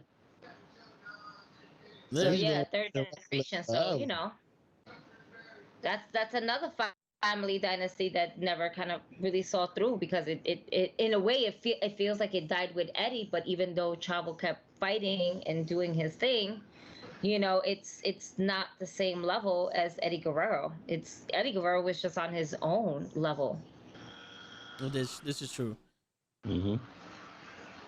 What was it about Eddie? Was it his wrestling style? Was it because he was bigger than Chavo? I can tell you that much, but he wasn't big. He was Macho Man big, I'm guessing. No, he was I'm pretty sure he was smaller than. That's what I was gonna say. He probably was smaller than Macho Man. Macho Man was considered little. You got to remember, Show, back in them days, Hulk Hogan was like 350, 360 pounds, almost 400 pounds, 6'8". You know what I'm saying? Massive dudes. Yo, believe it or not, Mr. Fuji is 6'1". And look how small he looks compared to all the other wrestlers. So how tall was Yokozuna? Because Yokozuna looked mad big compared to Mr. Fuji. All camera angles. X-Pac is 6'1". If you pop it like this, you pop it like this to make the guy look mad small. Yep. Not bad. No, that's why I have this camera angle. We see you. Hey. What up? It's like, we see you, man. No, you can't. He's not John Cena. We can see him. All right? That's right. No, you know why he does that? Because normally when like I do interviews and stuff like that, they'll see me and they'll be like, "Oh man, hold on, we can't be on camera." So they'll try and duck. Well, mostly my oldest, he'll try and duck. The little one, he don't care. He'll be all in the camera. He'll be like, "Yo, Dad, I want chicken nuggets." Me too. I'm surprised you haven't seen mine. That's why I say you could be on camera. Mine comes in. He waits for me to start streaming. He looks on the phone and then he comes stand next to me. What you doing? And then right in the middle, yo, move over. You taking my camera. I'm like, you want to like what? So hey, don't worry about it. We used to it. Welcome to the show, little man. That's right. We all family here, bro. It's all good. He don't look so little though. I don't know about little, but he don't look so little. You got a You got a football player like mine. So he look just like mine. Oh yeah. I mean, look like a mini Mark Henry right there. Hey, For real. About wrestling. crazy. My son is just like that, but he's like a sweetheart. No, he takes. I don't think he'll play football. Let's put it like that. I think I broke a nail, Daddy. Hey man, he'll grow out of it. He'll grow out of it. I hope so. Yo, Harris has a question from the chat. Does Eddie Guerrero have a daughter that wrestles? She's trying to wrestle. Hey. Yeah. Okay. She stopped for a minute though. Yeah. She stopped for a minute for her mental health. Mm-hmm. What, it kept reminding her of her father? No, I think it's just just I stuff guess. in general. Yeah, there was a lot of, I guess, pressure that she either put on herself, that other people put on her. You know, you're trying to be, you know, the daughter of a legendary wrestler that, you know, unfortunately passed away too soon, and you're carrying on the Guerrero name, but you don't want to, like, you want to do it on your own. And there was just so much pressure that she was dealing with between, you know, her personal life and then her professional life, that after a while it was just too much for her. So she had to take a step back, and she was like, you know, please respect my wishes. And it was probably one of the most bravest things that she's ever done on social media. No, but yeah, so being a wrestler there's a lot of pressure on you to begin with, just because you have to know how to wrestle. But that's like 20% of it. Because if you're not good on the mic and you can't captivate people, you're not gonna go anywhere. You know, like the charisma, you need that. There's a lot of people like Dean Malenko can wrestle his ass off, but you give him a mic, he ain't gonna do nothing. Nope. You know what I'm saying? Now she has to find out who she wants to be as a wrestler, because you have to be your own person. No one wants to see a reincarnation of Eddie Guerrero. But she also has to carry the Eddie Guerrero name. So she has to be better than her peers because she's a Guerrero, while still trying to figure out who she's gonna be. May I say something? May I interject? And this is to have to do with your favorite wrestler. My favorite wrestler also. John Cena. No. Good one. Becky Lynch. Close. My question to you is, you see how she couldn't do it? Why don't you give Charlotte Flair her credit on being able to surpass, or at least survive, her father's legacy, which is a big legacy? She hasn't And yet. actually, no, hey, I feel like she's been already successful. surpassed. She's been successful. In terms of them giving her all the stuff, I mean, her accolades, yeah, I get it. But Yeah, but you can't compare Ric Flair to Charlotte Flair. No, but that's Michael Jordan's. That's like being Michael Jordan's son. You ain't gonna have Michael Jordan's records, but if you're good, you did a good job. I mean, good job. You wasn't your father. Nobody's gonna be Ric Flair. Nobody. Okay, I'm gonna give it to you this way because you don't know. So in NXT, you have a point. Because NXT, she was Charlotte. And she did, when you do it with Flair. She wasn't Ric Flair's daughter, she was Charlotte. Then she gets brought up to the main roster and becomes instantly Ric Flair's daughter.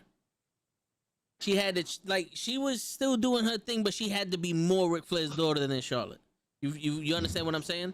In NXT, Correct. she was able to shine and do her wrestling, and it was dope. My beef with most on the higher ups. no, yeah, but I mean, there's no beef with her how she acts on. It's just right now she's still relatively new. Like, yes, she's more seasoned than the people that are coming up now, but she hasn't reached legendary status. You know what I'm saying? When she gets to where she's going, she'll get her props or her flowers, that people like to say. You understand? But as of right now, you know, you're only as good as your last match or something, but you still got to show me something. You can't rest on that. And then NXT, you do good, and then you come up to the main roster, you're Ric Flair's daughter, and okay, what now? I'm just supposed to accept it? I got a follow-up question for both of y'all. Before you ask, what are y'all guys' opinions on it? Let's finish. On what I just said? I want to see her outside of WWE. I mean, we know Ric Flair is the man because he wrestled everywhere. We've only seen Charlie wrestle in WWE. That's it. You know, we got to see her in other places. You want to see her in ER?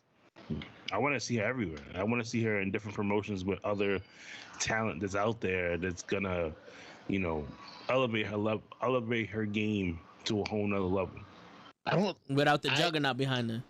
I don't think her wrestling is to that level where she could go anywhere and have a great match with any. I don't think she's there yet. She could be, because you know how sometimes they have to wrestle a certain way in the WWE. Mm-hmm. Like, look at Miro. He's doing fantastic work in AEW now. You know what I'm saying? And WWE, he was just the one-trick pony with that big super kick type shit. But go ahead, Gigi. What was your opinion on that before Show brings up his secondary question? I want to see her. I would definitely love to see her in AEW, just because I just have this fantasy match of Charlotte Flair versus fucking Britt Baker.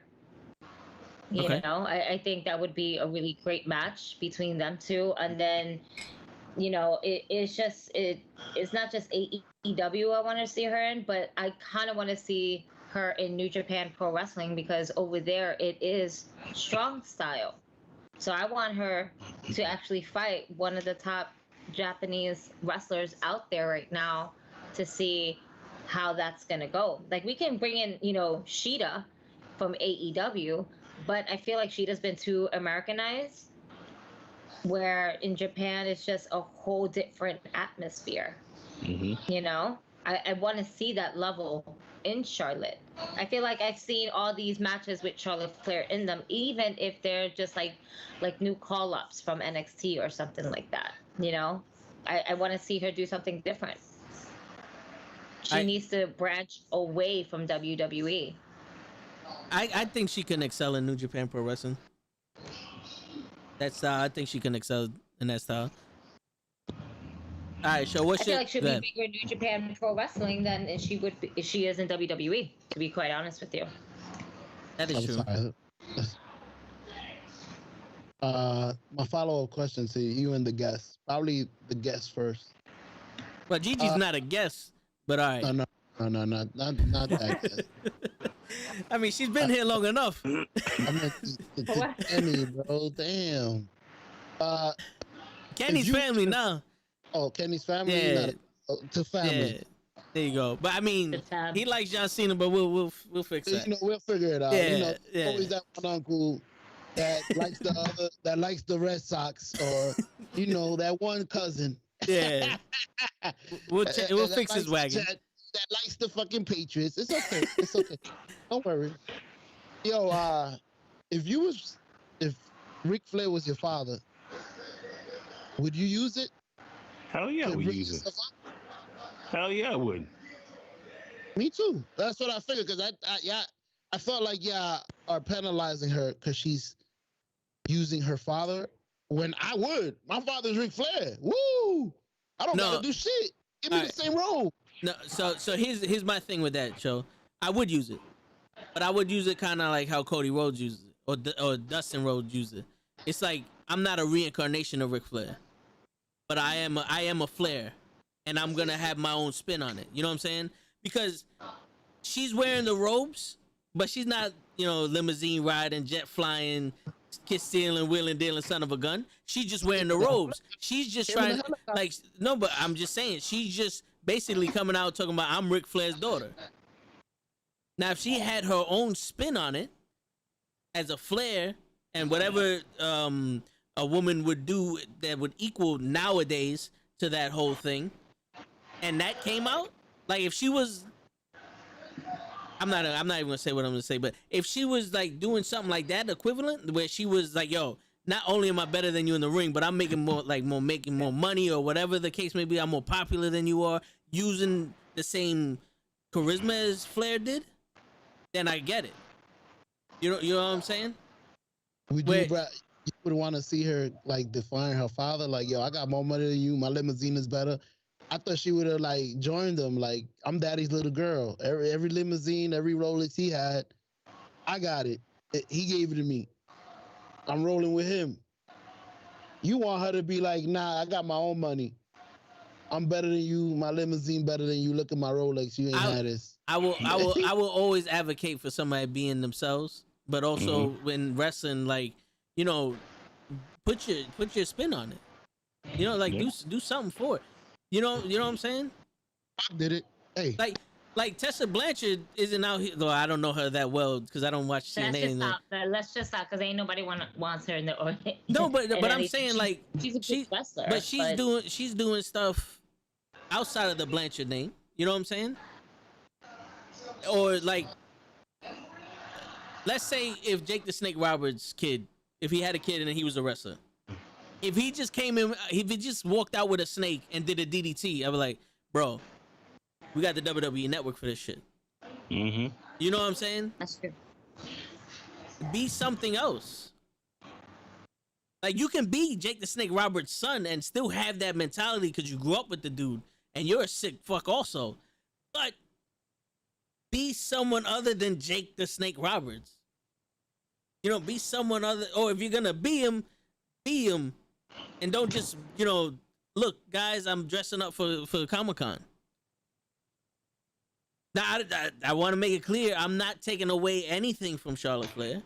She is very athletic, and she's a wrestler. You know what I'm saying? She can put on a show. But you know, I'm just saying, like, there's in my eyes, from what I see, I would, you know, like some more. You know? Listen, bro. It's always. I'm sorry, Sho. To me, it's like you can do so much better, and that's where my passion comes from. You can do so much better than what you're doing, and that's my beef with John Cena also. No, bro. I'm gonna be honest with you. I don't like him. Before you I'm gonna cut you off for 1 second. Beyonce had the best video of all time. Words. Being respectful to Kenny's time. This man needs to dip out around Oh the shit! Yeah, he does. My bad. No, I'm actually gonna cut off right now. That's why I was gonna be like, hold on before you go into your rant. Oh no, yo, no rant. Yo, Kenny, give us your top 5 cruiserweights real quick. Oh my god. Top 5. I mean, number 5, I'm gonna go Daniel Bryan. Okay. Nice. Number 4, TJP. Okay. Number 3, I'm gonna go Billy Kidman. Okay. Number 2, I'm gonna go Chris Jericho. Okay. And the last one, number 1 in my eyes, is Dean Malenko. Man. All right. I get it. I dig it. Got his cruiserweight shit going. Yeah, for real. He had it ready. He must have heard that question. He said, Dean Malenko number 1. No, I told Kenny the topics we were gonna talk about. Hey, he came ready. The word. Kenny, we appreciate your time, brother. Yeah, we do. Thank you. You know, I had a lot of fun here. I wish I could stay more. I mean, obviously, I will listen to you guys on the drive to work right now. But yeah, man, listen, definitely, you know, I can't wait to have you guys on my show. I've been trying to get Gigi for the longest to come on. I see she's a night owl, so I got to get her like super late at night. Yes, sir. Yeah. Yes, sir. yes. But like I said, anytime you guys want to come on, anybody who's listening to this right now, if you guys want to check me out, go on the Call Up Podcast over on YouTube, Spotify, Apple Play. I do interviews every single Monday, and I also do a segment called Fig Life, which comes out Saturdays as well, where I just interview just random people about random shit, you know, and yeah, that's pretty much it. Nice. Hey, you interview some awesome people, man. No, thank you. Don't be downplaying it. I saw your page. You guys some good wrestlers in there. Crazy. But I'm gonna let you guys go. Thanks for having me. Yeah, man. Yo, whenever you want to come back, bro. But before you go, I do want to say this. It was so funny. The other day, I was at Target and I was just with my daughter. We're just chilling. She's like, "Oh, let me show you the toy section because they switched it up." I was like, "All right, let's go." Completely switched it up and everything like that. But in the midst of finding her new toys, I found myself a new one, and I thought of you because you were coming on the show. But sir, I end up copying myself the China Elite collection. With Rocco. We got the Oh, little Rocco right here. shit. Yes. Okay. Okay. Excited. I love that, bro. Yeah, I love that figure. Very nice. China in the building. Yeah, All for real. Well, enjoy yourselves. I'll be listening to the rest of this show. Appreciate you stopping by, and I'll brother. be talking to you. Definitely Yeah, do, for man. real. Always All right. right. All right. Yourself. You too. All right, brother.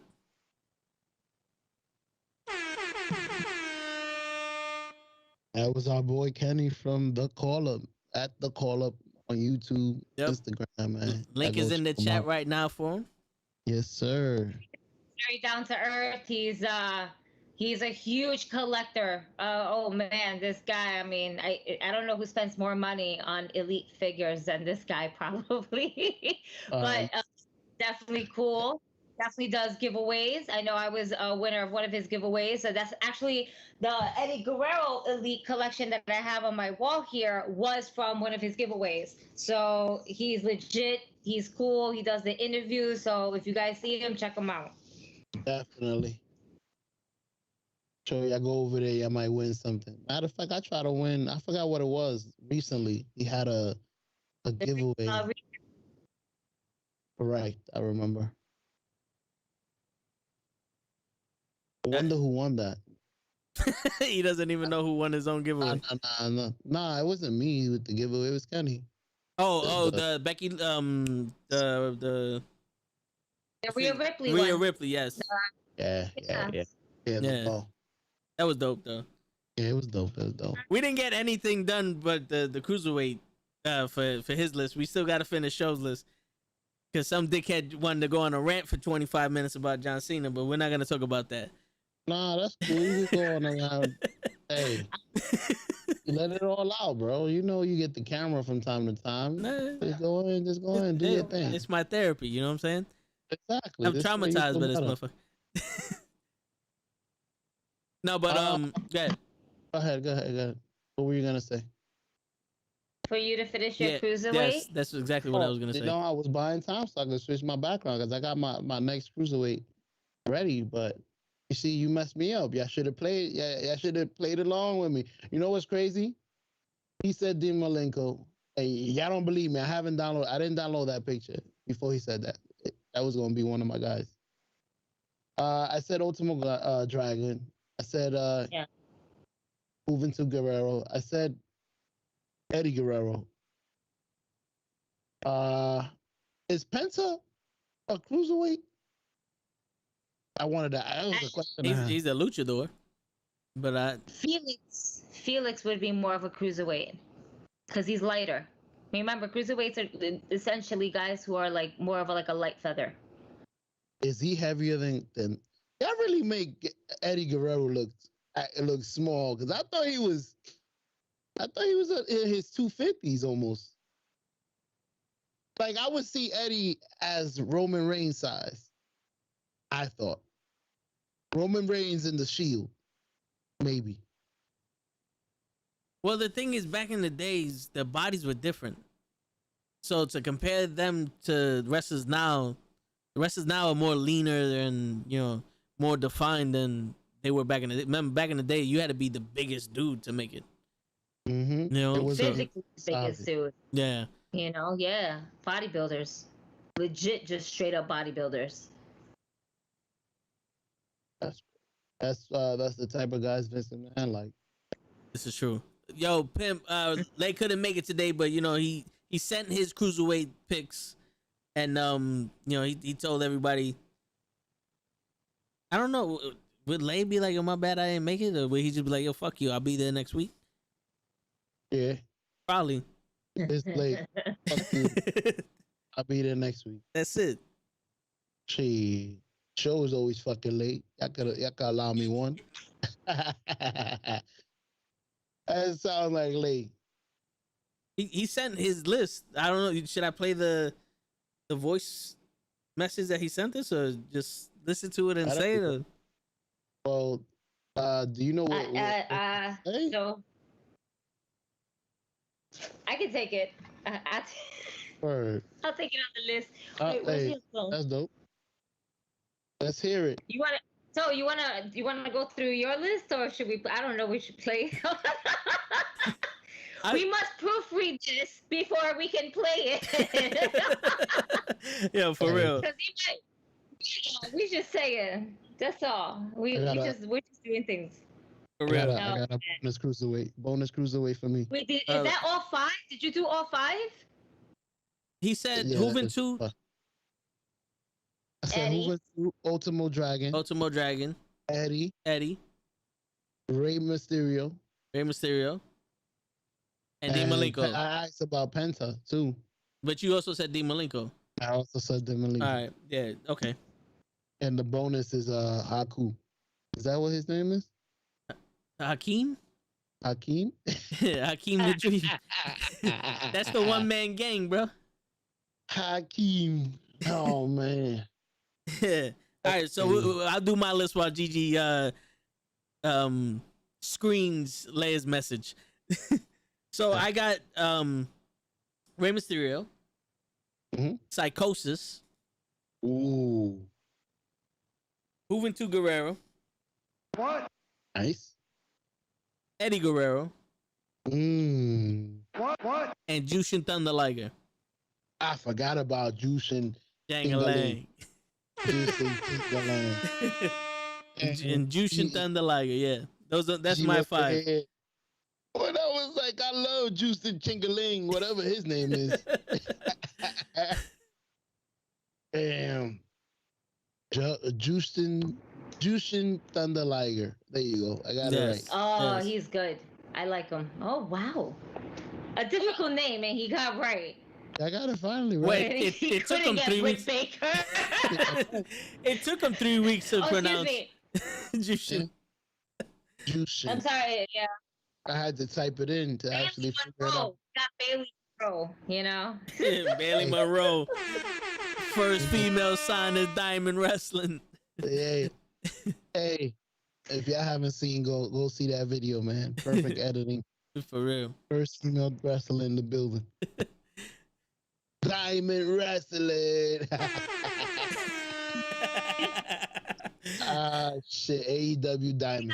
We got picks. We can totally play it. It's all good because it needs to be said. I felt it through there. I was like, yeah, no, it needs to be said and heard from him. So here we go with Leia's cruiserweight picks.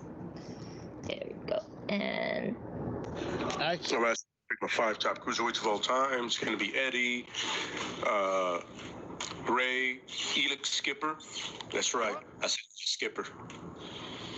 Of course, have to go with Red, the amazing Red, for all those that don't know that. And last but not least, Dean Malenko. Okay. And I know people, oh my God, Japan guys don't know that. Well, I didn't get exposed to New Japan until I started watching stuff on my own. The top 5, on the other hand, I got introduced to right away and completely amazed by them. So there goes that. Very nice. All right, there you go. Owned from Lay. Harris wants to know, was AJ Styles in WCW for cruiserweights? He was, but he was there for like what, 2 weeks? yeah. So if AJ Styles is a cruiserweight, Shawn Michaels is a cruiserweight too? Well, no, AJ Styles was smaller back in them days. Yeah, much smaller. Because even when Shawn was part of the Rockers, he was still pretty big. Word. Okay. That's wrestling talk. Yep. Now we need your 5, GG. All right. My 5, definitely Eddie Guerrero. Absolutely. That was definitely going to be my top pick. Alexander. I enjoyed his work in the Cruiserweight Classics. That's what made me a fan of Cedric Alexander. My 3rd pick is actually Billy Kidman. Ooh, that's forfeit. As well, and Felix, AEW Felix, because I feel like he is a cruiserweight. He is a light dude. Felix. You talking about Ray Phoenix? Ray Phoenix. Oh. All right. I like him. I see he is a cruiserweight. If the cruiserweight champion was out there, he would definitely be on it. I can in WWE. Yeah, he would be a cruiserweight champion.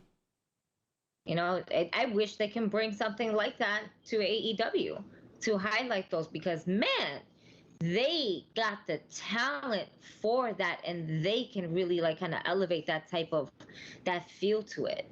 I would like X Division type belt in AEW, like a no limits, but you know, mostly it's those high flyers that go after. That'd be dope. Hardcore match. I mean, type of. No, the X Division. Yeah, the X Division was like their lightweights, but without calling them cruiserweights or lightweights. They Right, because you know, WWE owns the name cruiserweights apparently, so they own the world. Yeah. Was the Parker cruiserweight? Yes. In some outfits, because he was a big dude. He was a big dude. Bird. He, you know, some weeks he was, some weeks he wasn't. I like any of those. Some weeks he got that extra pay. Some weeks he didn't. Yeah, for real. Yeah, he played both. Well fed this week. That's right. All right, so choice. It's not bad choice. No, yeah, definitely. I missed the cruiserweight division, to be honest with you. That besides the NWO, that was what made WCW, my opinion. Yeah. Agreed. And there were so many good matches. Like, it was beautiful. That's why WWE tried to recreate it, because they knew that was something that they never had. And now they have it because they own it, but you can't organically just make it into a fucking show named 205 Live, because then you're doing too much. It wasn't organic. The Cruiserweight Classics felt more WCW like organic than the show 205 Live. Because once the show came on, I was like, I'm not here for this. Oh, yeah. I don't know what they did.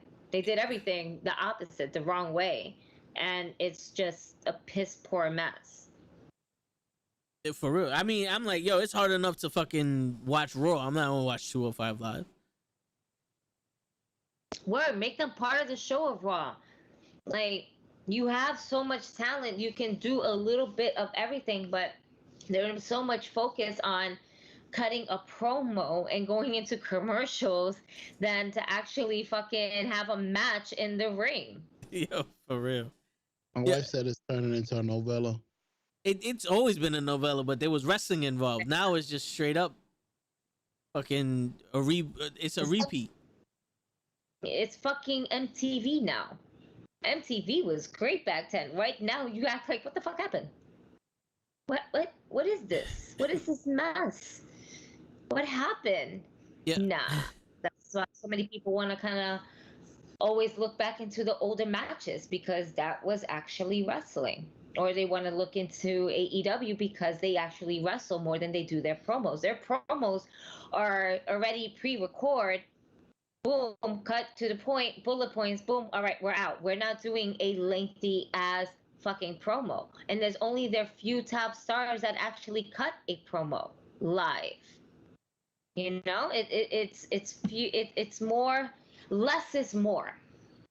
And that's what AEW is kind of doing better, is less is more. Less promos, less live promos like this, more in-ring action. And entertaining. Like, just fucking go balls off. Go ahead and go crazy, but be safe. No, for real, man. There's a kid in AEW that could cut a promo though. It's that kid y'all be talking about. He's fighting with Jericho right now. I think he's feuding with Jericho. MJF. Oh man, he could. Ooh, I like him as a bad guy. I don't know why. Well, he had. All right, so he has the charisma and all that to be a bad. Like, he has that thing that will make you hate him. But yeah, that's what it is. I do wish that the AEW was a little bit realer with their stunts. Because you could see sometimes it's like, all right, they're trying to be the best actors they can be. You know? But I mean, it's better than what the WWE's given us. And for what we got, you know, it's pretty dope. Because at least they they end their storylines in the ring. You know? I got a question to that. If you know it's a novella and you know that you're really not killing somebody, you saying you want it to be more realistic? No, what I'm saying is, so I don't know if you watched AEW yesterday. There was a spot. All right, so I didn't, unfortunately. I didn't watch all of it because I fell asleep watching the basketball game because I just don't get enough sleep at night. But there was a spot where Jericho was talking to someone about the shit he got to go through to wrestle MJF, and then MJF and Aries Spears came in and attacked him, and MJF was holding his arm, and you can see Jericho like turning around to Spears trying to see where the shot's coming from, you know, with the chair to hit his arm, and it was like they're waiting there. It's just stuff like that, like the little polishing you need to do. Yeah, Gotcha. the little polishing. That's where I wanted to look more realistic. You know what I'm saying? Just like that stuff. You know, you could, like, we all know they're not professional actors, but you know, stuff like that. Back in the day, it felt real. When Austin and Booker T had that fight in the grocery store, you know, that felt like they really had a fight in the grocery store and no one knew what the fuck was going on. That's because we were younger, though. I feel, because I feel like now if we watch Stone Cold and Booker T fighting in the store, you would be criticizing it. Like, you too smart for it. Like, really, the store's empty and they fighting and he hit him with the. I feel like, because when we was young, everything you've mentioned, to me, I wouldn't have noticed. Like, plenty of times that a guy went to do a somersault from the top rope, and you see the guy on the floor getting up and scooting over to lay in the right spot. When we was kid, we didn't know what the hell that was. Nowadays, you'll probably be like, oh, he's moving over to sit comfortably. It's not real. No, well, all right. So here's the thing, though, man. It's like stuff like that. I get it because one, you gotta be safe out there. He's moving in position to make sure that they don't get hurt, and he needs to be there, right? And you're not supposed to be looking at him anyway because this guy's doing a shooting star press and shit like that.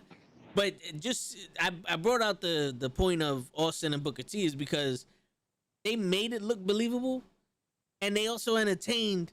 Because like, if you look at Booker T's expressions, I saw it recently. He was hilarious getting his ass kicked in that fucking grocery store, and Austin was Austin. You know what I'm saying? Like, they took a lot of liberties when they did shit. Like, I loved when The Rock would get on the mic in the middle of the match doing a commentary, like, this jabroni over here thinks he's gonna hold up, and then he'll punch the dude and come back to do a commentary. I love that shit. You know what I'm saying? It was so entertaining. Yes, extremely entertaining. Me too. I would have kept laughing with the whole Booker T and fucking Stone Cold in the grocery store. Be like, that shit will never happen. But that shit's funny. Like, cause he was like, all like, his facial expressions is what made it. And then Austin just being Austin, not giving a damn and just doing his thing. It all of it just adds to it. And yeah, there you all go. of that. Yup, there you go. All of it. And then he has a shirt that says sucker. And then it's like, man, you saying sucker, this, sucker, that. Man, right now you looking like a sucker getting your ass beat in the fucking bodega over here, you know, in the white people bodega. Oh, yeah. For real. In the supermarket, all up in there. That's it, yo. The bread mashes. When he threw the milk at him, when he was cashing him out, everything. From beginning to end, it was entertaining. For me, it was the talking. The Stone Cold, hey, you want some vitamins? And everything he used to say, for me, it was. and they had a better sense of timing because that thing, it didn't last too long. There's a lot of stuff that they do now. It's like, yo, bro, it's been 20 minutes. Like, can you stop already? Like, we came back from commercial and you're still doing this shit. Like, hello. I agree. But, so, all right, Harris has a question. Owen Hart was 221 pounds. Do you consider him a cruiserweight? I personally don't. No, he's more of a technician. Like I mean, you can say also that about Dean Malenko, but Dean Malenko was actually he was running them ropes. Not to say Owen Hart wasn't, but Owen Hart was more like try to be submission likewise. I mean, he's a Hart. These Hart, it's a different type of style that he does. They take it to heart. No point intended. Those people, generation upon generation, we need to know what we're doing. Yeah, it's literally in his blood. Yeah. Being trained in the dungeon, all the stories that we've heard that like, yo, when you're training in the dungeon, there's a dungeon for a reason. They don't call it that just to call it that. And they would have to out wrestle, not do flips between the ropes, hurricanranas, like all like cruiserweight. It is more of a style of a luchador, but just on a lighter side.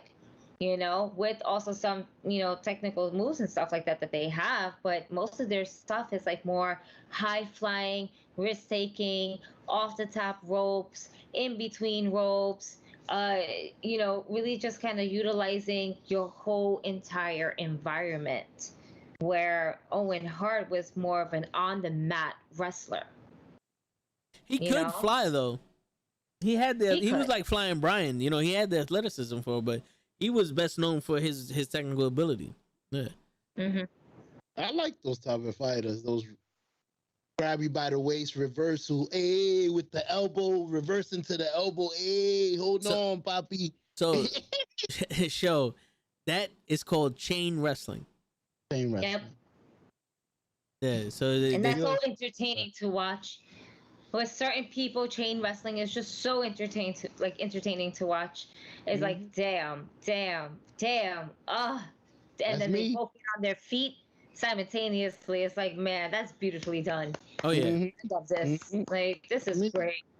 Now we're going to start the match. Yeah. Yo, Lance Storm and Jerry Lynn used to do that all the time in ECW. To me, that was awesome. Like, I liked ECW because they did like the hardcore shit, but when they had their real wrestlers wrestle, I liked it even more. To me, it's like a work of art. I agree. Because, my bad, Sean. But no, I wasn't saying nothing. Go ahead. So in Japan, you have what's called like the 3 stages of a match. You have the beginning, the middle, and then the end, right? So the beginning, you're building stuff up. That's where your technical stuff comes in. And then like the middle, that's when the story's being told. And then the end is the conclusion of the match and shit. And for a while, that's pretty much what wrestling was about. You told your story throughout the match. Now it's just like, all right, we're gonna do these moves and call it a night, people. It was cool when Brock Lesnar did the 16 German suplexes to John Cena that one time. But now that that's his whole move set, it's like, all right, bro. Suplex City. Yeah, the train ran out the station. You know what I'm saying? Let's especially when we know you could do so much more than that. I agree. He got scared after he almost broke his neck. I guess I ain't doing nothing else. Yeah, for real. Fuck this. That would have been great though, if he would have landed it. Coming from him, even though I heard he's done that before. He used to do it, if I'm not mistaken, the next NXT, the moonsault. He was just bringing it out for the first time in WWE. That was the shooting star press. Yeah, the shooting star press. But I've heard he's done that before. He's actually successfully done it. So he did it in OVW, Ohio Valley Wrestling. Yeah. When in his prime. Yes, that was before NXT. Hey, when he fought Kurt Angle, I thought he was still in his prime. He was. He was a little older. He was. I mean, a little older. Like his younger self, I guess, his younger prime. Like he's just like kind of fresh meat. But even then, like he was just like superly athletic. But then a couple of years go by and he tried doing it again. He was like, ooh, that was a little bit of an ugly move. Sir, please don't try to do that again. Word. We like you. We would like to see you survive. And like wrestling fans is like, damn, not this type of shit, man. Come on. Yeah. We've seen too much shit already and we were raised with this too much death, man. We don't need you to break your neck and die. Especially at WrestleMania. Facts. Like, oh man, we can't go through this again, man. The facts, Any bro. moment. I'm gonna move right into my. He's looking mighty nice though with that little, mohawk ponytail he got going on. I like that look. Yes. Me too. I like the look. Look at samurai. Here, getting scruffy, no clean face.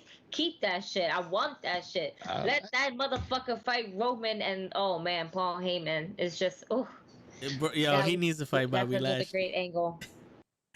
Oh yeah, absolutely. I want to see that match first before I want to see Brock go to fucking Raw first, destroy Bobby, and then make his way to SmackDown. And then just go up to Paul, be like, "Hey, Paul, how you doing?"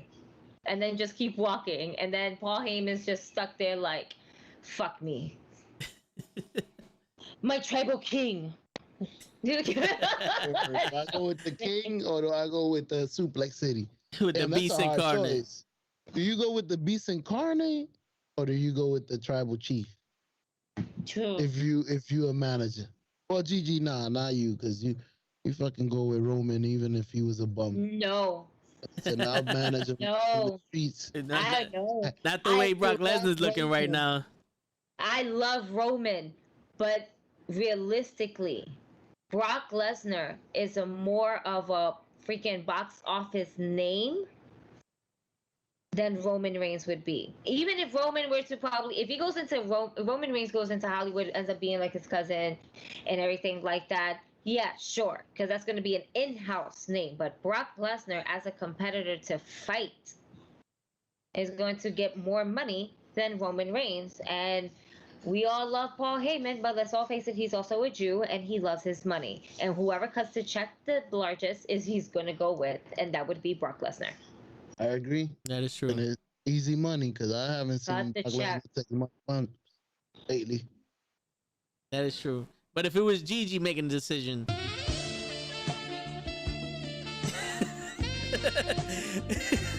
she's going for Roman, you know? I know. So, hell yeah. Yes. Yeah. I had the picture ready. Right. Let's go. Yo, Show, before we transition into your next question, Pimp wants to know, well, Pimp says Owen Hart should have been the champion. If he didn't pass away, he believes he would have been the world champion. Agreed. I thought he was as good as his brother. No offense to him, because I know he's powerful. He did. Oh, no, he did. To be honest with you, bro, watching the WrestleMania 10 match between the both of them and his charisma, if given the opportunity, he could have been better than his brother. Bird? Because, the rivalry between Bret Hart and Shawn Michaels was dope. But you actually give Owen Hart a legitimate chance to be champion, Shawn Michaels versus Owen Hart would have been better. Broke his neck. Because Owen Hart can talk. And Shawn Michaels, like that build up, like the whole story, I think would have been stronger. You know, it would have been passing the torch and Owen would have did his thing. You know, because he's just... The thing is that Owen Hart was more of a heel. And you know the logic of wrestling, heel versus heel cannot happen. You know? And that was the thing. They put him more as the heel, hence why if they would have made him run like a baby face, yeah, absolutely, and in the match itself, I agree with you. It would have been a much bigger thing. But because Owen Hart was such an amazing heel, and so was Shawn Michaels at that time, they were not ever going to put bad guy versus bad guy, even though that would have been the most amazing thing ever. Yeah. That would have been, we fighting for the top bad guy, bro. You bad, I'm bad. Let's get our well, they had unwritten rules then back then, because before Austin and Brett broke that third wall and it was like it blurred the lines between babyface and heel. It was clearly this is the only thing you had was bad guy versus good guy. Like the only time they had good guy versus good guy was Ultimate Warrior Hogan. I thought The Rock broke that barrier because I think The Rock was the heel when he No, Where people started loving him, the People's Champ, and before the People's Champ. That was with the Nation of Domination. We had the silk shirts. Ooh. Austin and Bret Hart did that.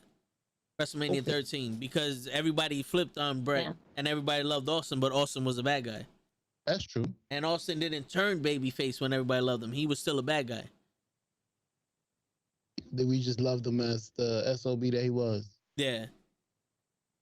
So, all right. So before you go, Walter wants to know: do you think that the Briscoe brothers will be in WWE or AEW one day? I don't know, man. I'm gonna let you answer. I don't know. I saw him in was it All In? When they came into Madison Square Garden? They would be more. I believe that if a company were to sign them or whatever the case may be, it would definitely be AEW over WWE, because at this point, who isn't getting an AEW contract? You know, you get a contract and you get a contract and you get a contract. You just got released. Yeah, you definitely getting a contract. Wait, what's the non-compete pause? Wait, what? 30 days? Yeah, we'll take you. For real. If you're in NXT. You know, but I don't, unless they go to NXT. I don't know. Homeboy right over here is giving me too much of Karrion Kross looks, and you know how they feel about having the same nigga looking like on the same show. Not for nothing. Like I'm looking at him right now, and I'm like, he's giving me, you know. No, I can see that. I can definitely see that. Yeah. He gets some muscle on him. He'll look like twins. That ass, fucking doppelgangers right there staring at us. Yeah, and the WWE has specifically came out on Twitter, Instagram, Facebook, Snapchat, MySpace, the Webster's Dictionary, Live TV, on the stock market. They came out repeatedly and said "fuck tag team wrestling." So I doubt they're gonna. Yeah, I doubt they're gonna sign them. You know, they'll probably sign them to split them up so one of them can fucking team up with Hardcore Holly or some shit. Mm-hmm. We'll sign them. We're gonna break you guys up as a tag team, but we're gonna put you in a different tag team. Yeah. Wait, what? We're gonna put you with Mandy Moore. With who? Somebody completely opposite of your style. Wait, what? Yeah, Why? you and Otis. Logic. Good shit. You guys are just gonna mesh well. It's just gonna happen. Oh, yeah. Are we gonna come out together? No, you guys are gonna be in the ring together already. No, we're not gonna go for the entrances. You're just gonna be in there. Yeah, you're gonna be underneath the ring the whole night, and when it's your turn, just get. You when it's your turn. Yeah. Your cue. So I would rather see them. I don't even want to see them in AEW because I feel like everybody's going to AEW. I want to see them in New Japan. Let's put them in New Japan. Let's start putting motherfuckers in New Japan. That's it. We're just shipping everybody to Japan now. I would agree. I would agree, but we got to get New Japan on the US Air TV and shit. I want to be able to watch, New Japan on cable TV. It's going to be a weird channel. You already know Spike, something hidden. Yo, there was that one point where they had it, and then they had JR doing the English commentary for a while on I forgot what channel I had it on, but when I think it was with Verizon or some shit like that, it had New Japan Pro Wrestling in English, but I think it was like 2 weeks or a week behind or something like that, But they had it at one point, and that's how I started realizing Kenny Omega, the Young Bucks, and all these other stuff. But with everything that's happening, they cut the ties off with, I believe, the company. I haven't seen them. What happened to these independent channels we used to have on the illegal cable box back in the days? Channel 34, where they had the regular ass backyard wrestling and shit. What was going on? Verizon took all that shit. Like that. Damn. Verizon took all those fucking channels. Yeah, I remember. About public access? Shit, what are you talking about? You had public access. You remember? It used to be a guy with a phone recording. You could tell it's like rookie movies. We old. Back in the day, every Saturday at 1:00 in the afternoon, I used to watch Triple R, the Spanish luchador, fucking lucha libre and shit. That was my shit. Oh man, my Theo was always watching that shit. So 40, we were like, there. Time that shit was on. Oh yeah, like 46 or some shit. That's what I was saying. Yeah, weird shit. That's what they need to do in New Japan. No, for real. What's your next question, Joe? I didn't have a question. It was more a comment. I heard through the grapevines that if John Cena, which you guys already messed it up, yeah. If John Cena didn't make it, I heard this was the guy they was trying to get to replace him. Brock Lesnar. That sounds like a better choice. So, is it true that he's coming back soon? I don't know. And to be honest with you, Shaw, I really hate the fact that so many people know the WWE's business. Me too. But it's always been like it was something to be a surprise. Yes. I would rather him come out of nowhere and no one know about it than everyone know about it for 4 or 5 months and he shows up. I know that there's a talk about fucking Oberg. And yes, I said that correctly. Oberg. Okay. Yeah, like, this old motherfucker is coming back. We got a new Oberg. He deserved it. Right, he's been undefeated. He's coming back. Why? I would rather Undertaker than Oberg. At least Undertaker he used to know how to wrestle. He's just old. Oberg never knew how to wrestle. Now he doesn't have the power to fucking fake his jackknife. All right, so according to Goldberg, he didn't power train for that wrestling match because he knows the Undertaker likes to go 30, 40 minutes. So he did more conditioning to last that long in that match. And it didn't help he got a concussion. But that's what he said. That's what he said. He gave himself a fucking concussion because he was doing that stupid, I'm gonna rage myself up and fucking put my head through a locker. I'm concussed. The fuck was I thinking?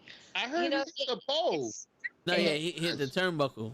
The ring post. He speared the ring post. Through with the elbow, with that shoulder use. You know when they fake the shoulder hit the post? Yeah. And I heard he ran straight into the head. Dunk.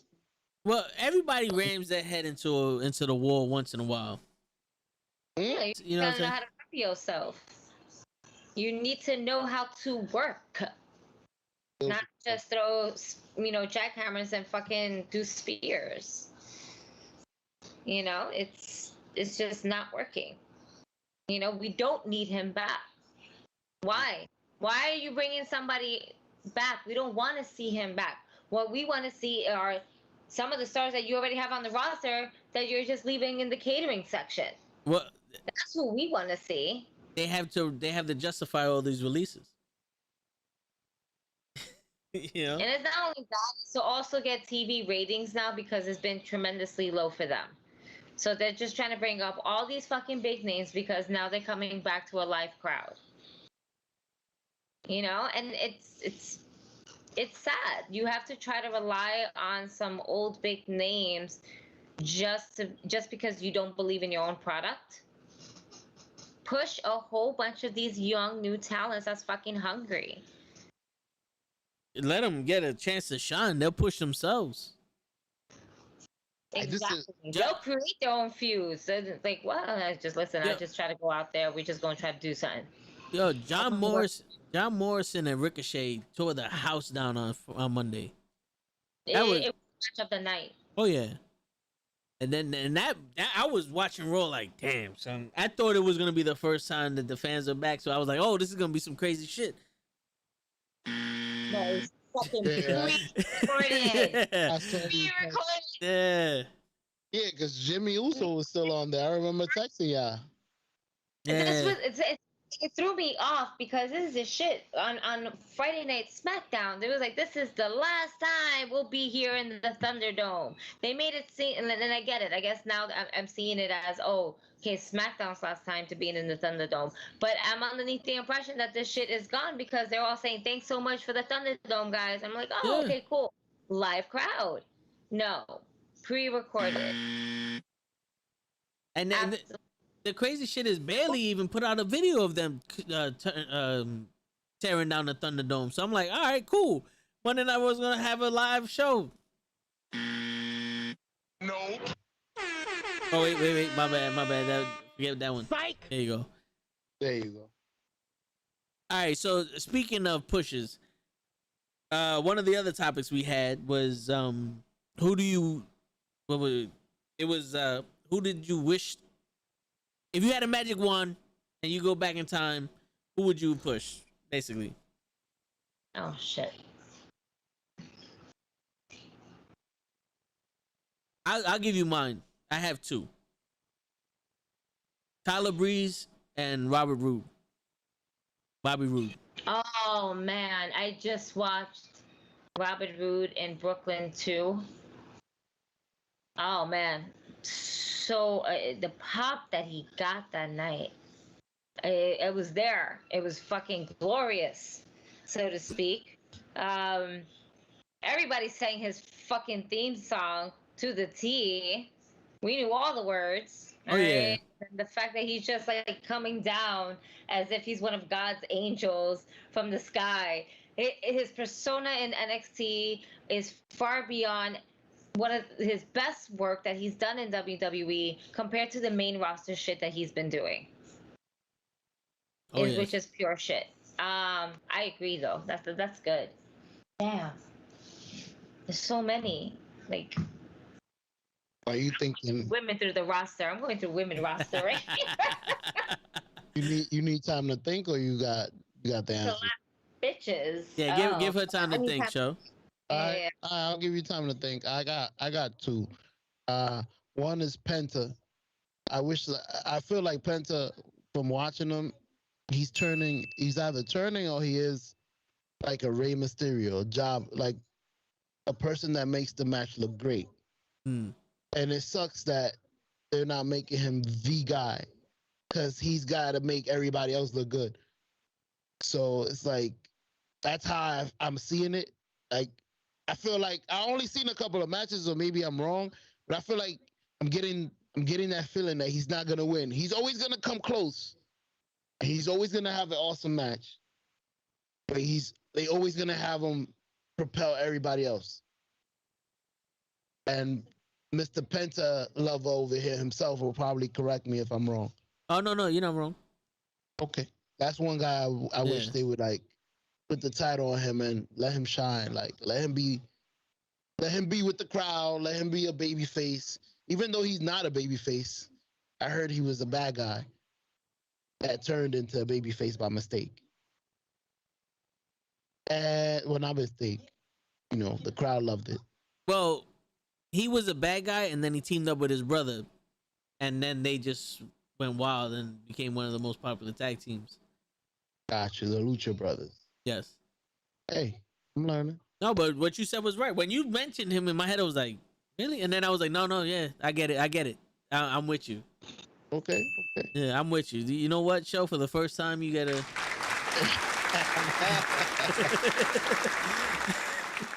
Hey. And number two, maybe I'm surprising y'all, is CM Punk. I felt like they treated my boy just like Kofi, where they gave him the title just to give it to him, and they didn't really give him somebody to wrestle. They just, here's the title. There's no feud. There's no fucking nobody you're supposed to wrestle. And he's like, I'm the champion. Who the fuck do I defend this against? What am I the champion for if it's not credible? That's John Cena's fault. Hey, that's crazy. But you know what? That's good, because I was thinking about CM Punk as well, because of everything. Oh man, I will always be a CM Punk wrestling fan. Yes, well. Make sure we get this right. Wrestling fan. Yes. Can't say so much about his MMA work. They took the loss back, though. However, cutting promos and actually wrestling in the ring and being, yes, one of the best in the world. At his size. Absolutely. Crazy. Absolutely. For me, I'm gonna go with old school Luna Vachon. Ooh. You know, because she was feisty as a one. She great manager, great pairing up with Bam Bam Bigelow. That was just an amazing pair with both their looks. You know, spot on. You know, but not only was that, but she was a gritty wrestler. And then when we had turned into the divas, right? It wasn't what fit her arsenal. It wasn't what they should have done because she's not a diva. She is an old school wrestler that will fuck you up and is batshit crazy. She is a character that is no other. You have I think the only other girl I have ever seen her head shaved off to the side and it's going to be right now is Frankie Monet, which is John Morrison's wifey.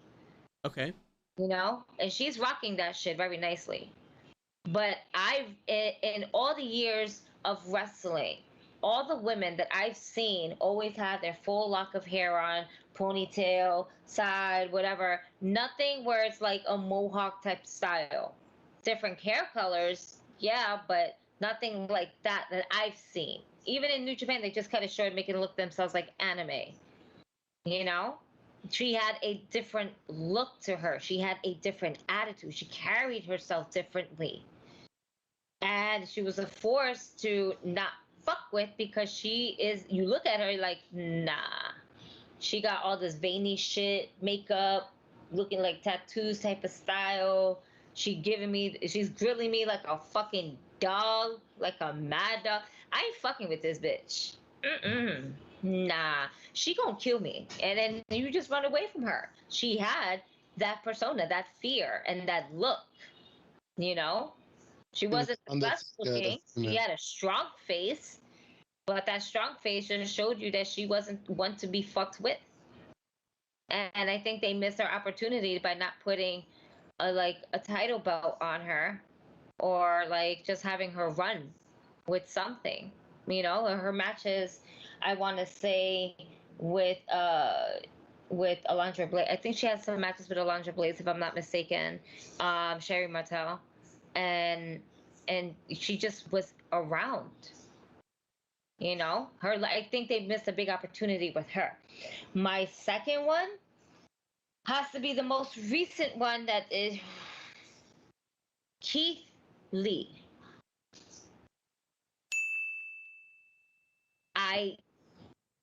The minute first and foremost, you hype him up. And we're all basking in his glory with his song. Man, that shit was hype. I listened to that song when I was like, yeah, you know what? I want to feel like I'm having a hype day. I'm going to put Keith Lee's song because that's how I feel. It's uplifting. And then to him come out to a generic song, it just right down. And it's not to say the song is what made him, but it's what completed him as a package, as a total package. Massive man who can move as fast as Bam Bam and as his heavy as Vader and whatnot. My bad. I pressed the wrong button. Kenny's back? I pressed the wrong button. Made him come back? Shit. Oh. Damn it. Oh, my bad. Hey, he's back. He got it. You know what it is? No. The thing is, when you leave, it freezes the picture there. So if we want, we can still have the podcast with him. That's dope. That's why I was like, yo, how the fuck you made him come back? He said he had to leave. Like, you give him a chance. I called up his boss and I was like, nah, we need him on the podcast. Fuck that. We need an audible on that. We switching everything. Word. That's great. Oh, man. Keith Keith Lee. Oh, man. One, you made my man shave his whole entire face. And if it was just all Keith Lee thinking about that, I mean, he was rolling with the punches. He didn't want to cause any animosity. He didn't want to be like, nah, I would rather want to keep that. I think that's part of my character. Anything that they were like, nah, I think we need to have a new song. Okay. I think we probably need to like have you clean shaved. Okay, I think you need to come out with a different ring attire. Okay, and although he's saying no, it's not really what they're choosing, it's what I'm choosing. It doesn't feel like that. It feels like, yo, you should say something to the fans that it's actually you that's thinking that, not us. It feels a little bit forced. One, you change his whole entire music to a generic song. A generic song that I can go ahead and find on my 2K 19, 20, whatever fucking game I can go ahead and do as my entrance. All right. You gave him a generic song. All right. At least let him come in with his new song so we can bask in his glory, sing the whole shit. If you want to change it a couple weeks later, sure, but don't take that away from us on day one. That's just wrong. Yeah, but didn't they had to change his song and a couple of other songs because the people who made his music they no longer were under contract or something? No. They were no longer under contract, but the thing was is that they would have to pay the royalties. The royalty. Yeah. Okay. And they could pay it because it happened to other wrestlers that just joined prior to him, and then some wrestlers from NXT got called up, and these particular composers who wrote certain songs, like Shinsuke Nakamura's song, Bobby Roode's song, some of the favorites that we've been kind of really enjoying ourselves to, they moved up to the roster while they weren't even in the company. And I think it was just that one time where they were like, yeah, I think the buck stops here with you. We can't have you come on there with your song. And he was the one that actually sang that song.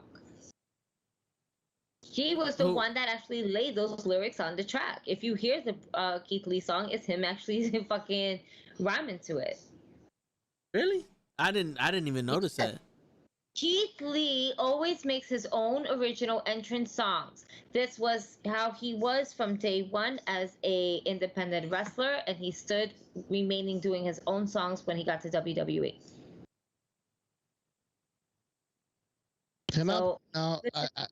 Song is definitely Keith Lee rhyming to it. I hate that. I hate that the WWE wants you to be famous when they want you to be famous. If you become famous organically by mistake, we're going to take it all away from you. Instead of saying, damn, you became famous, let's ride the spaceship. Nah, you didn't become famous on our time. We wasn't ready for you to be famous. They did that to another guy. It was a white guy. He got over. Everybody was... It was Zack Ryder. Zack Ryder. Yeah, he got over. You know why? Mistake, and it's like, nah. You can't get over without us. You know why, Sho? Because the WWE goes, John Cena's our guy. We're going to put all our money in his merchandise, in his travel, in his promotion, and all that other stuff. He's our guy. Zack Ryder's becoming more popular. No. We put too much money in John Cena. You're going to have to calm him the fuck down. Cesaro's getting over. No. We put too much money in John Cena. In the Attitude Era, it was literally, go out there, you had 3 minutes. Do your best. That's how it should be. Yeah, it's we put all our money in John Cena, we want him to be our guy. That's it. There's no one else. That's dumb. They used to make money from The Rock. They used to make money from Stone Cold. They used to make money from Kurt Angle. They used to make money for everybody. Everybody had a little piece of shine. But it's the thing. Yeah, but it's the thing though. When it becomes like something like almost of a monopoly, where the one person who's outselling more merch 4 times more than anybody else that they have employed to them. That's what they rely on, that only solely one person, and everybody else can hit the bricks. They get shitted on. Yeah, we'll give you some shine. IC title, we'll give you some shine here. But even then, they weren't getting as much love. For a long time, the IC title was becoming a joke. There was no prestige to it. I gotta give it to the Miz. The Miz actually was like, nah, I'm gonna hold this on for a while. We're not gonna be flip-flopping this title. I'm gonna put work into this title. And he actually said, I'm gonna bring back the prestige to this Intercontinental Championship. Pat Patterson had this. Shawn Michaels had this. The best of the best had it. You know, that the Intercontinental Championship was basically almost like WWF's back in the day Cruiserweight Championship. Or King of the Ring to me. But the next thing. It was you're the best wrestler we have in the company, and then the world title was you're the most profitable wrestler. Correct.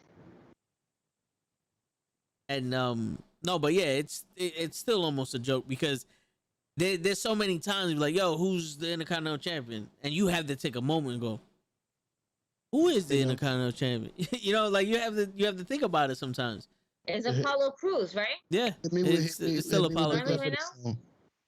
Like, who's the SmackDown Tag Team Champions? Hit me with the Jeopardy sound.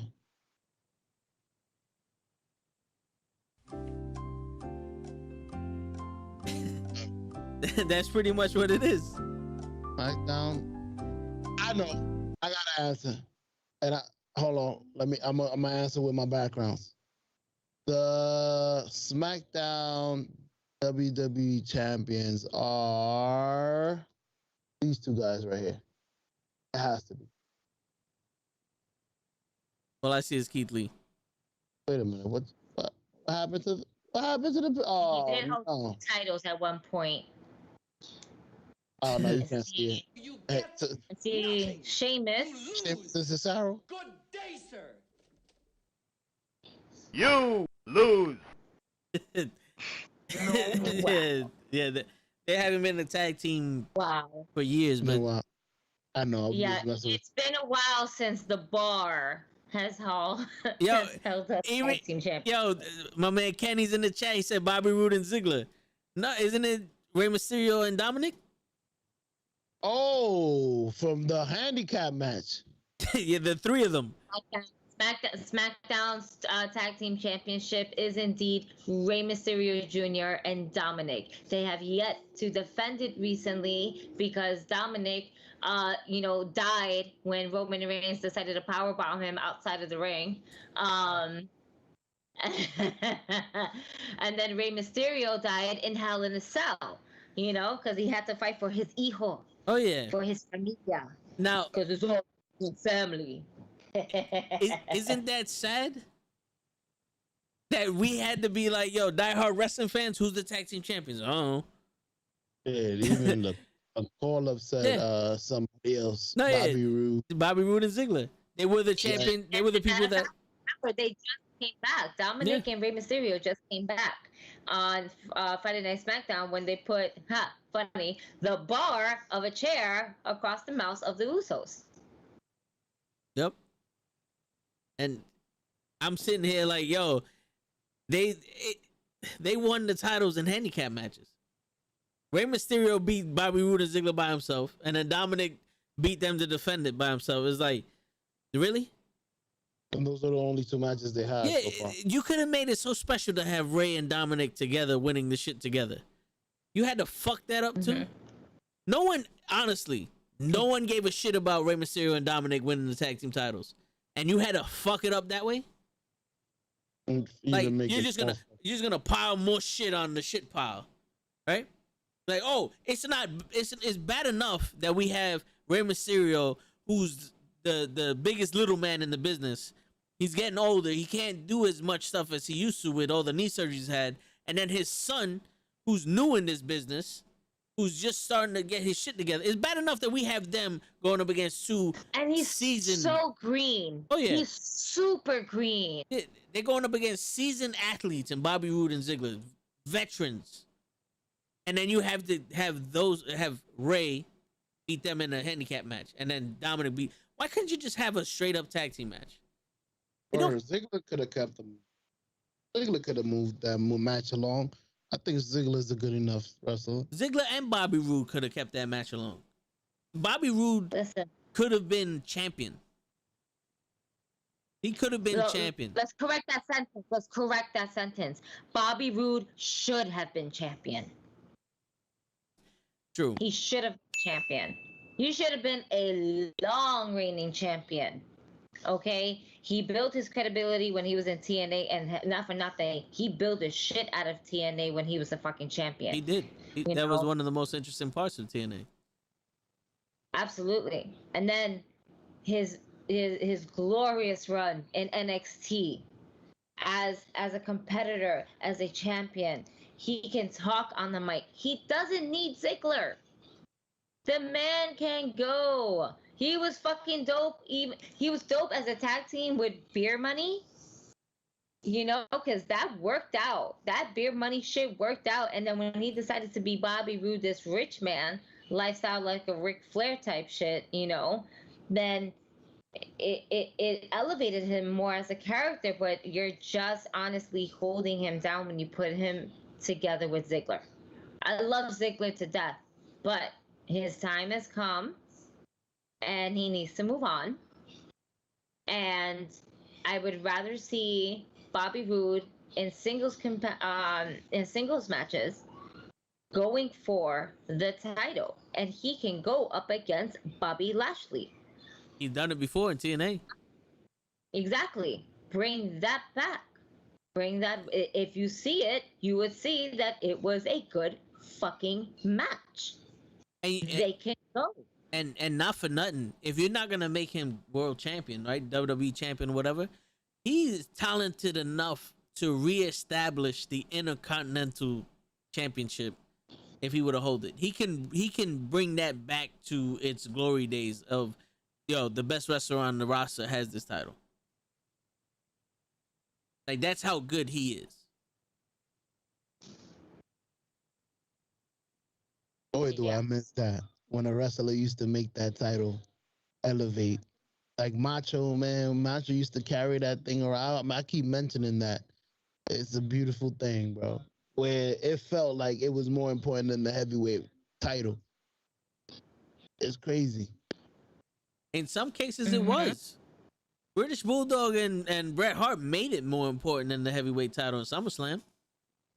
Yep. Absolutely. And what a great match. And you know what the crazy thing is? It's not even like the belts matter. Because at the end of the day, this it's predetermined who wins it and all that. But the wrestlers were able to wrestle. That's what makes it worse now. Because you have so many talents that can go, that basically get held back from their style of wrestling. Because you have to change your style of wrestling in WWE for the cameras and all the other stuff. And you can't outshine whatever the fuck case may be.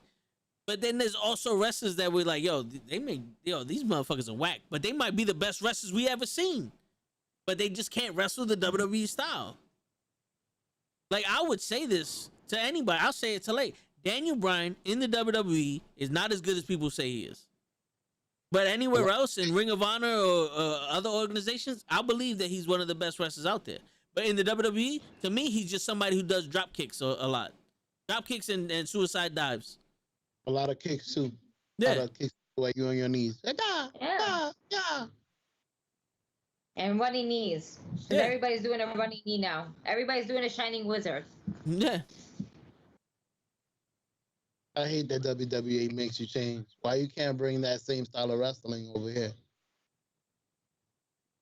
Whatever used to make them over there, where Toe used to love them, why you can't bring that to WWE? I don't know. This is what they love me for. Because you have too many cooks in the kitchen, and all of them wants to be a head chef, and it's just causing just dumb shit to come out. And it's just pure garbage. They don't get it. They put the show over the wrestling. They put the show over the wrestling, not realizing that the wrestling is what we came to see.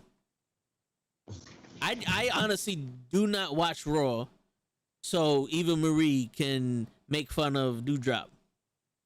I think it's stupid because she can't do it right. To be honest with you, if they were actually doing it right, I get it. Okay, this is gonna build up to a rivalry, but I think it's stupid. I think it's the dumbest shit I've ever seen in my life. And they've done some stupid. They had zombies around the fucking ring, and this is the dumbest shit I've ever seen them do. Bruh. Agreed. Like, and she's, you know what? And What'd you do, show? Oh shit. you know, You froze there, GG. eventually down the line, we're gonna have to go ahead and grab her. She's gonna end up like fucking snapping, and she's gonna be like, "My name is not Dewdrop. Put some respect to this name, bitch." For you real. know? For real. It needs to happen. You know, but yo, I honestly think that they're writing too fucking fast. Cause that would have been dope if Eva Marie would have came out with her and she did what she did, and they're like, "Who's this woman?" Right? They're just not acknowledging UK, whatever. And Eva Marie goes, "Don't worry about her. Don't acknowledge her." I think that would have been better than giving her a stupid ass name like that. You know, like, don't worry about her. Don't even look at her. Yeah, she's my bodyguard or whatever. But it's like a teenage fucking Mean Girls type of act, and it's like, it doesn't work. It never worked. It never worked. When they did it to Mickey James, Michelle McCool, and Layla, it didn't work. Not even that. When Eva Marie first came out, she wanted to be the bad guy, the heel, and she was acting like the mean girl when they were first introducing her. And nobody was like, she got heat for that from the fans, but at the same time, she was just looking for, oh, I'm getting the reaction that I want, but she wasn't doing anything. She was a look. Yeah. And she still continues to be a look. I haven't, until I see some shit happen in Money in the Bank, then she still doesn't get any respect from me. Fuck out of here. I need to see you wrestle. You done trained with some of the best. And Kendrick, you fucking Brian Kendrick. One of the best cruiserweights out there as well. Shout out to him because he fucking did his thing. He's great in the ring. Yeah, it's you true. trained with one of the greatest fucking cruiserweights out there. And you can't pick up shit? You can't pick up shit? Lana picked up more shit than you, and you can't pick up shit? Get the fuck out of here. No. This is why I always go on a rant about Eva Marie, because she is not a fucking athlete. She is a model. Oh, and I agree completely with you. If she would have came back as a valet, that would have been dope. Mm-hmm. But nope, we get her back as a wrestler. You know, and we let go of people like Mickey James. You know, to be honest with you, here goes a scenario you bring her back at. Hector Garza, right, gives all the roses to the girls, and you know, he's getting shot or whatever the case may be, and he comes out and Eva Marie's on his side, and now he's on some, yo, I got a bad bitch with me. She's not wrestling, but she's with Hector, like, you know what I'm saying? Like, she's arm candy to him, and then she could be that whole, oh, I'm too hot, I'm too cool for school shit, because she got, you know, it'd be like a, I don't want to say China and Eddie, but yeah. It should be that valet that basically, that when stirs the ref the pot. is not looking and the guy's running the rope, she just trips his speed, like, whoops, walks Yeah, away. you know? Like, small petty shit like that. Yeah, the art of the valet is something. You know, you don't have to be a wrestler just because you're there. You can be a valet. You know, Miss Elizabeth would never be a wrestler, but she was one hell of a fucking valet. She made everyone she was with look good. You know what I'm saying? Eva Marie needs a Bam Bam Bigelow. Hey, that would be the, who's that dude that was the North American champion in NXT? That just lost it? The big guy. The fuck. This is where we missed the late. He would have been on it. He would have been on it. He'd have been on it. But he could have been the Bam Bam Bigelow to her. You know? Yeah. So, But then she's too bougie with like, oh, I'm too pretty and you're too big. No, she has to be with somebody that's going to be more muscular. Nope. Because that's the type of person she is. But you see, this is where it would have made sense, because if she would have Bronson Reed, there you go, Kevin, Kenny, fucking there goes, he's the new lady for now. Bronson Reed, there you go. But imagine if she would have been doing this shit to Bronson Reed, not like changing his name, but giving him like the shit, almost like the hypergamy type shit. You know what I'm saying? Like, I'm with him because he's a big brute and he's gonna protect me from whatever, or he does what I need him to do. You know what I'm saying? Smart enough to get somebody, to do my dirty work. Yeah, because yo, forgive me, I'm not privy to NXT names like that, but he's with Gargano in the way. That fucking guy. I had the Jeopardy stomp. Austin, what's his face? Austin, it's not Austin Creed. I was gonna say Austin Creed, but I'm thinking about fucking Xavier Woods. Yeah. Austin Theory. There you go, Austin Theory. Like his body would be what you described for someone, but she doesn't pick him because he's he can get anybody he wants type shit. But now Bronson Reed, like, she can control him. You know what I'm saying? That type of shit would be better than her making fun of this woman. Because my thing is this. This woman is better than, like, her talent supersedes her look. And when your talent does that, there's no way that you should be made fun, like, diminished or anything. Like, you shouldn't have any of that shit brought on you, as a storyline at least. And even in real life. You know what I'm saying? No, but like, to be honest with you, like, Yokozuna would never get disrespected by anybody after the shit he did in the ring. But this woman should not be going through that shit. You feel me? Especially by someone like Eva Marie. I would accept that if she did that to a dude, because at least now you can build sympathy for the dude. It almost makes this woman look stupid. Yep.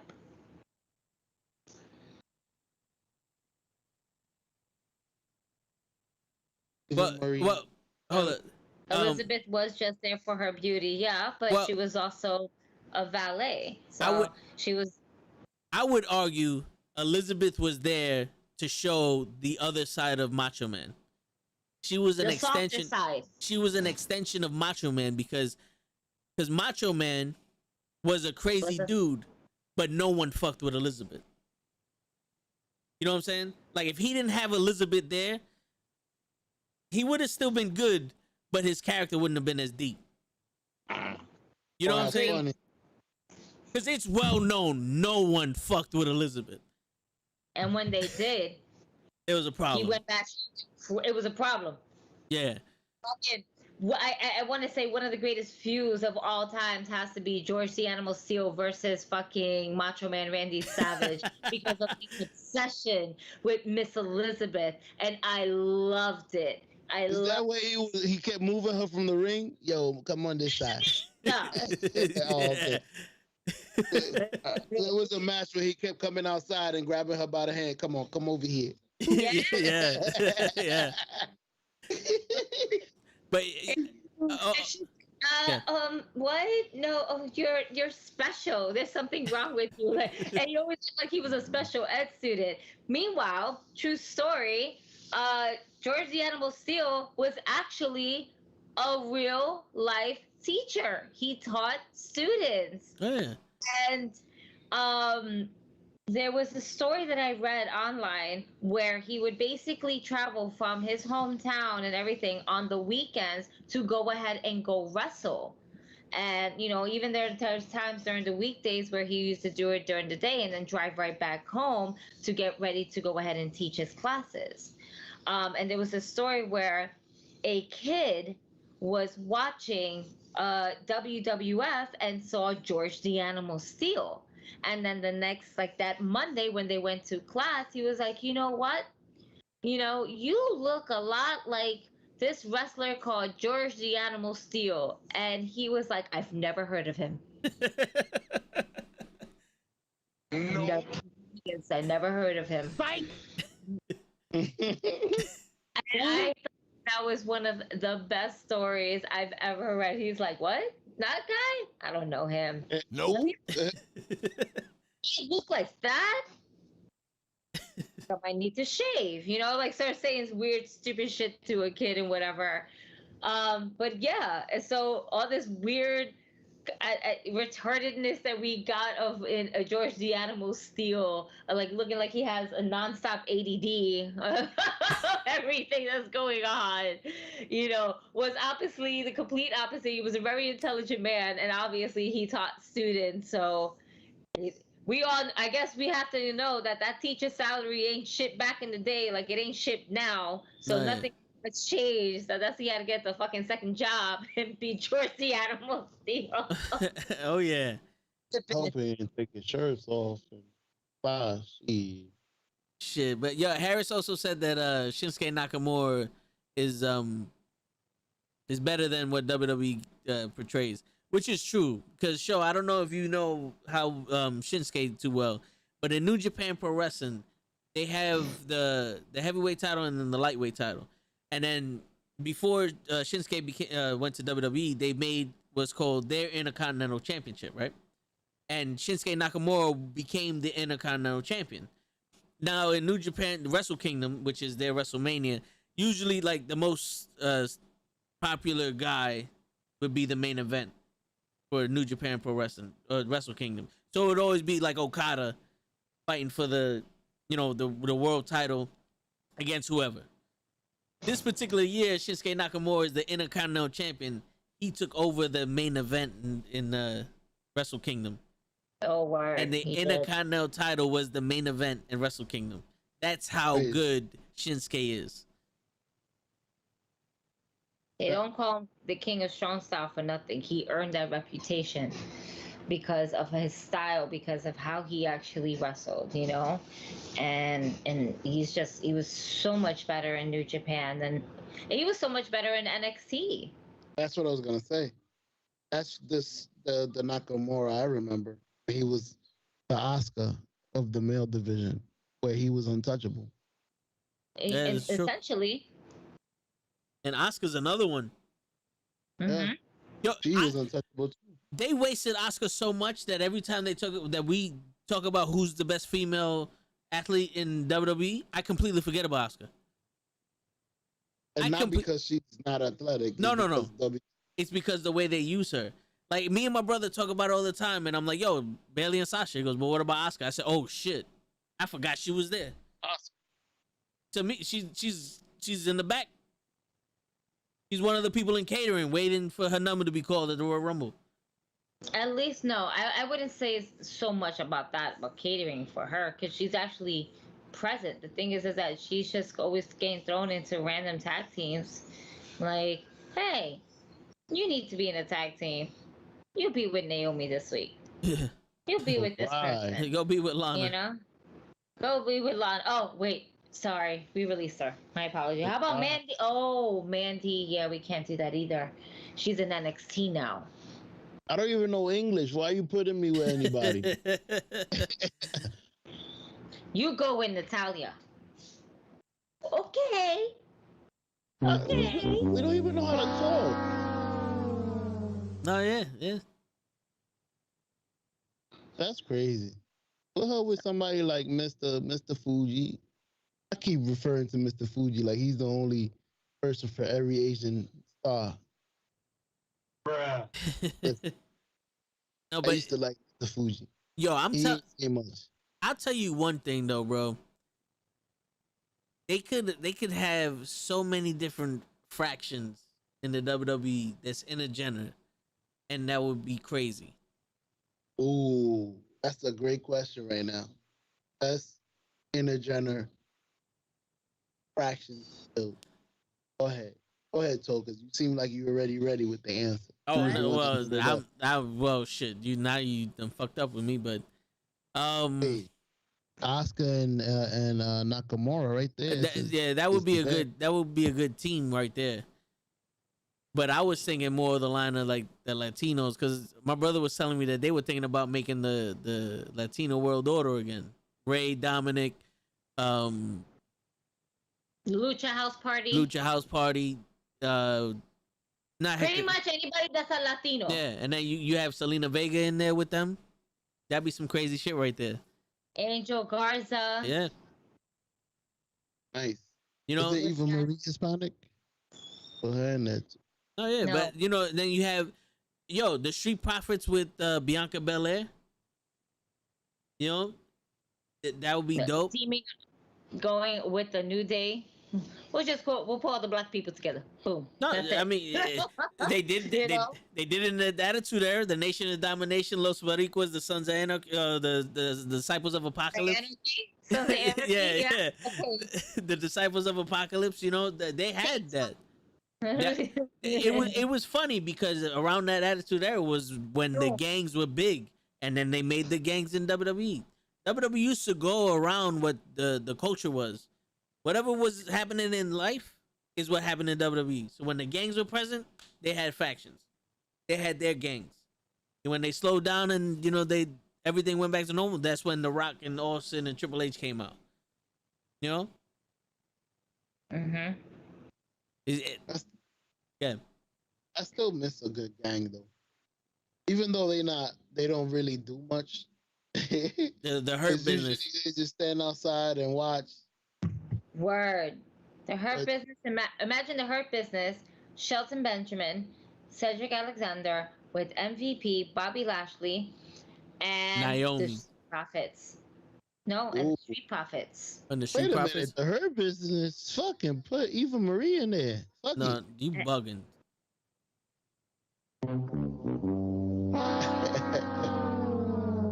You can put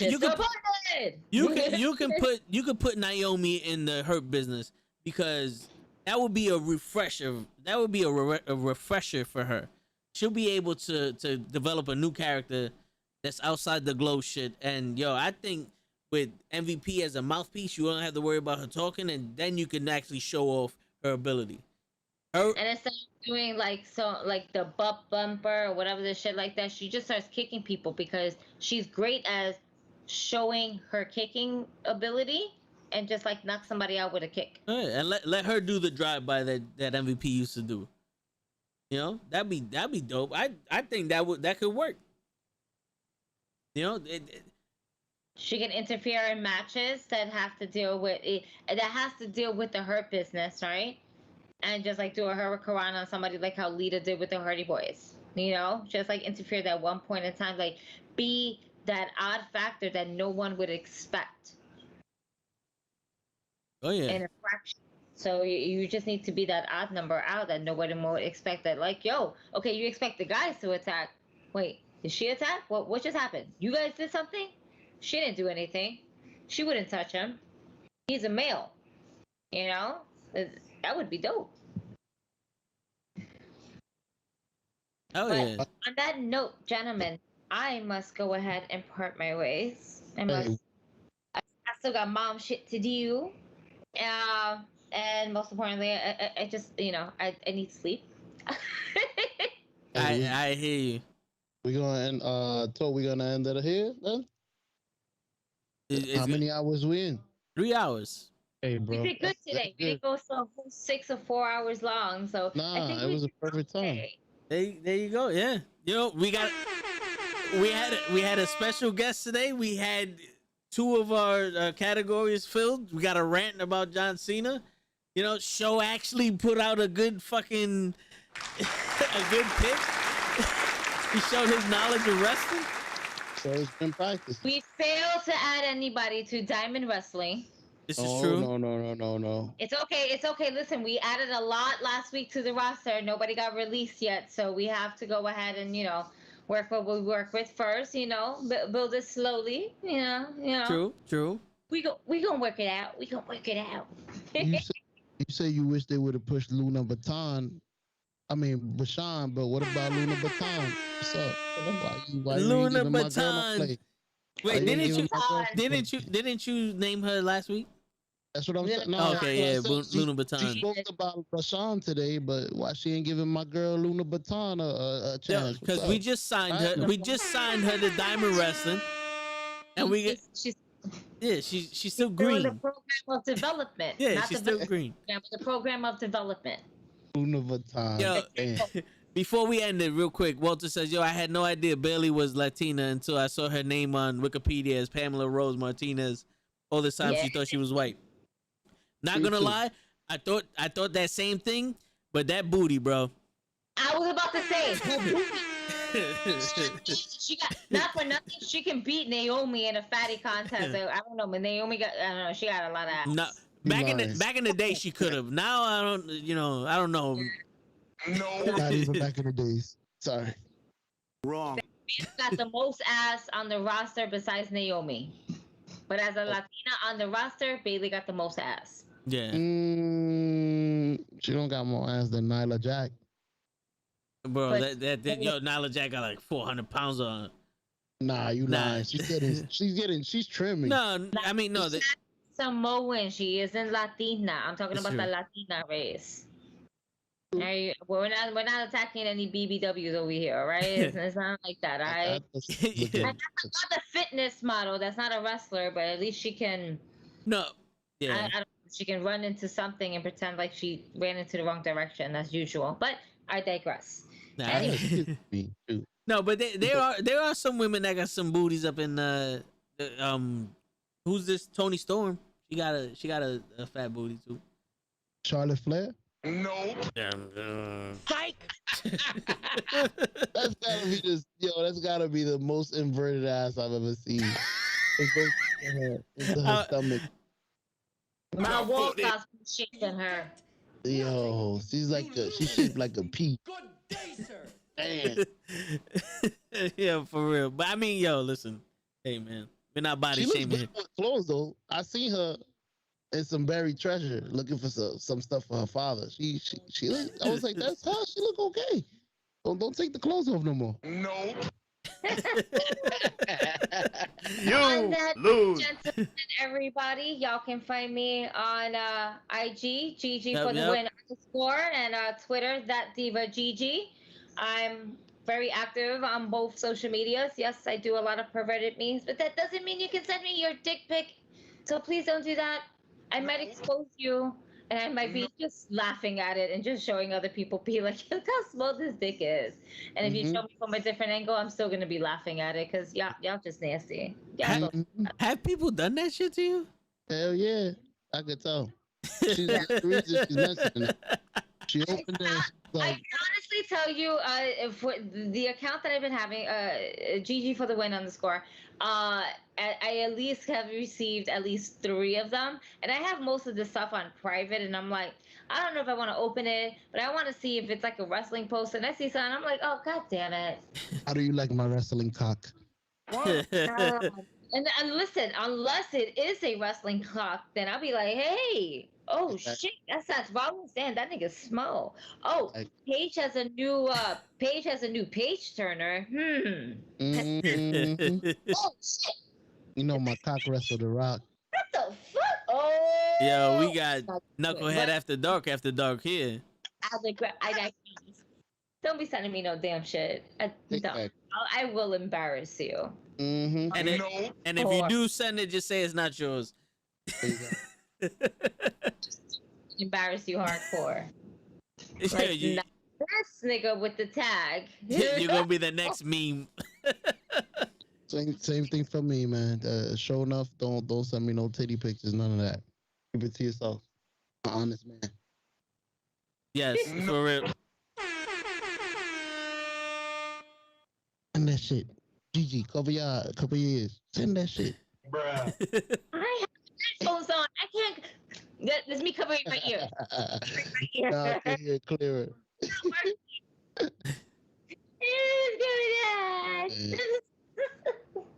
Guys, it was my pleasure. Guys, well, GG, you have a good night.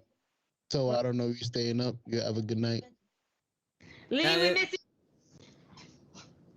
Lay says goodnight through the messages. I miss you. I said Lee. Lay, Chris. We got a Lee new is wrestler. a new wrestler in Diamond. We got one. We fucking got one. Son Gigi is signing him. Yo, I thought we was never gonna get like Lee, but we got Lee. We got Lee. We got Lee in the building. Oh man, Lee is the new signing in Diamond Wrestling. We gonna tag him up with Chris Lee. No. That's it. Yeah, The Lee brothers. Jeez. Believe. Oh man. Well, guys, Jeff, what's going on, bro? we'll keep in contact. Yep. We'll be here Thursday at 9. Please check back. I know where to come see her. That's And right. we'll let Toe sign us out. That's right. Yo, the social medias for Show and Gigi are on the chat. Don't be afraid to follow them. If you want to get embarrassed, send Gigi your cock pics. And if you don't want to get embarrassed, send Show your tit pics. and that's a wrap, folks. Yo, it's the Knucklehead Podcast signing out. Appreciate you stopping by. Yo, Kenny, if you still here, brother, appreciate you stopping by. You're always welcome. Put his picture up. Put his picture up. He's going Oh, to be yeah. on the... That's it. There you go. Yo, Kenny. Kenny, he's back. Kenny, leave, you ain't going to work. That's right. Bring him back. Yo, My boy Kenny's at work working, and then he just shows that's up. right. Just like, I thought he was at you're, work. what's going on, everybody? My boss gonna kick my Yeah, ass. he's right down here. He's right down. He's with us. What's going on? My man. Fired. Chill, right? Yeah, for real. Gonna get Kenny fired. I thought you was at work. How was you here in this podcast at 10 o'clock? No. We gotta check the cards. Word. Yo, even Gigi's Amazon wish list is up there. So if you don't want to send her a cock pic, send her a gift at least. You know what I'm saying? There you go. We're working on shows gift list. We're working on it's a gift list. I don't know. You gotta talk to Show about that shit, but it's gonna be on Amazon. Amazon. There you go. Yep. I'm gonna be on Wish.com, baby. He's a Send me cheap date. All the fake Chinese shit, please. I need a flashlight with a beer can opener and a light. Shit. Into a pepper spray just in case. Yo, for real. And a Swiss Army can opener. Peace, everybody. Good night, y'all. Where Good the, night. where the fuck is my shit to end this? How do you end this shit? I don't know. Damn, man. You imagine Raw like that? How do you cut this shit? It's 10 o'clock, bro. We gotta go over. Word. And like, yo, we done? We done? They gonna charge us extra. There you go. We done now. I figured it out. Man. We gonna get fired Monday. Word. They ain't coming back next week. Camera was just on the empty ring. All the people leaving. I should have just played music and had Kenny's picture up on the shit. Talking about bye, everybody. Once you in this podcast, you can never leave. That's right. We got your soul.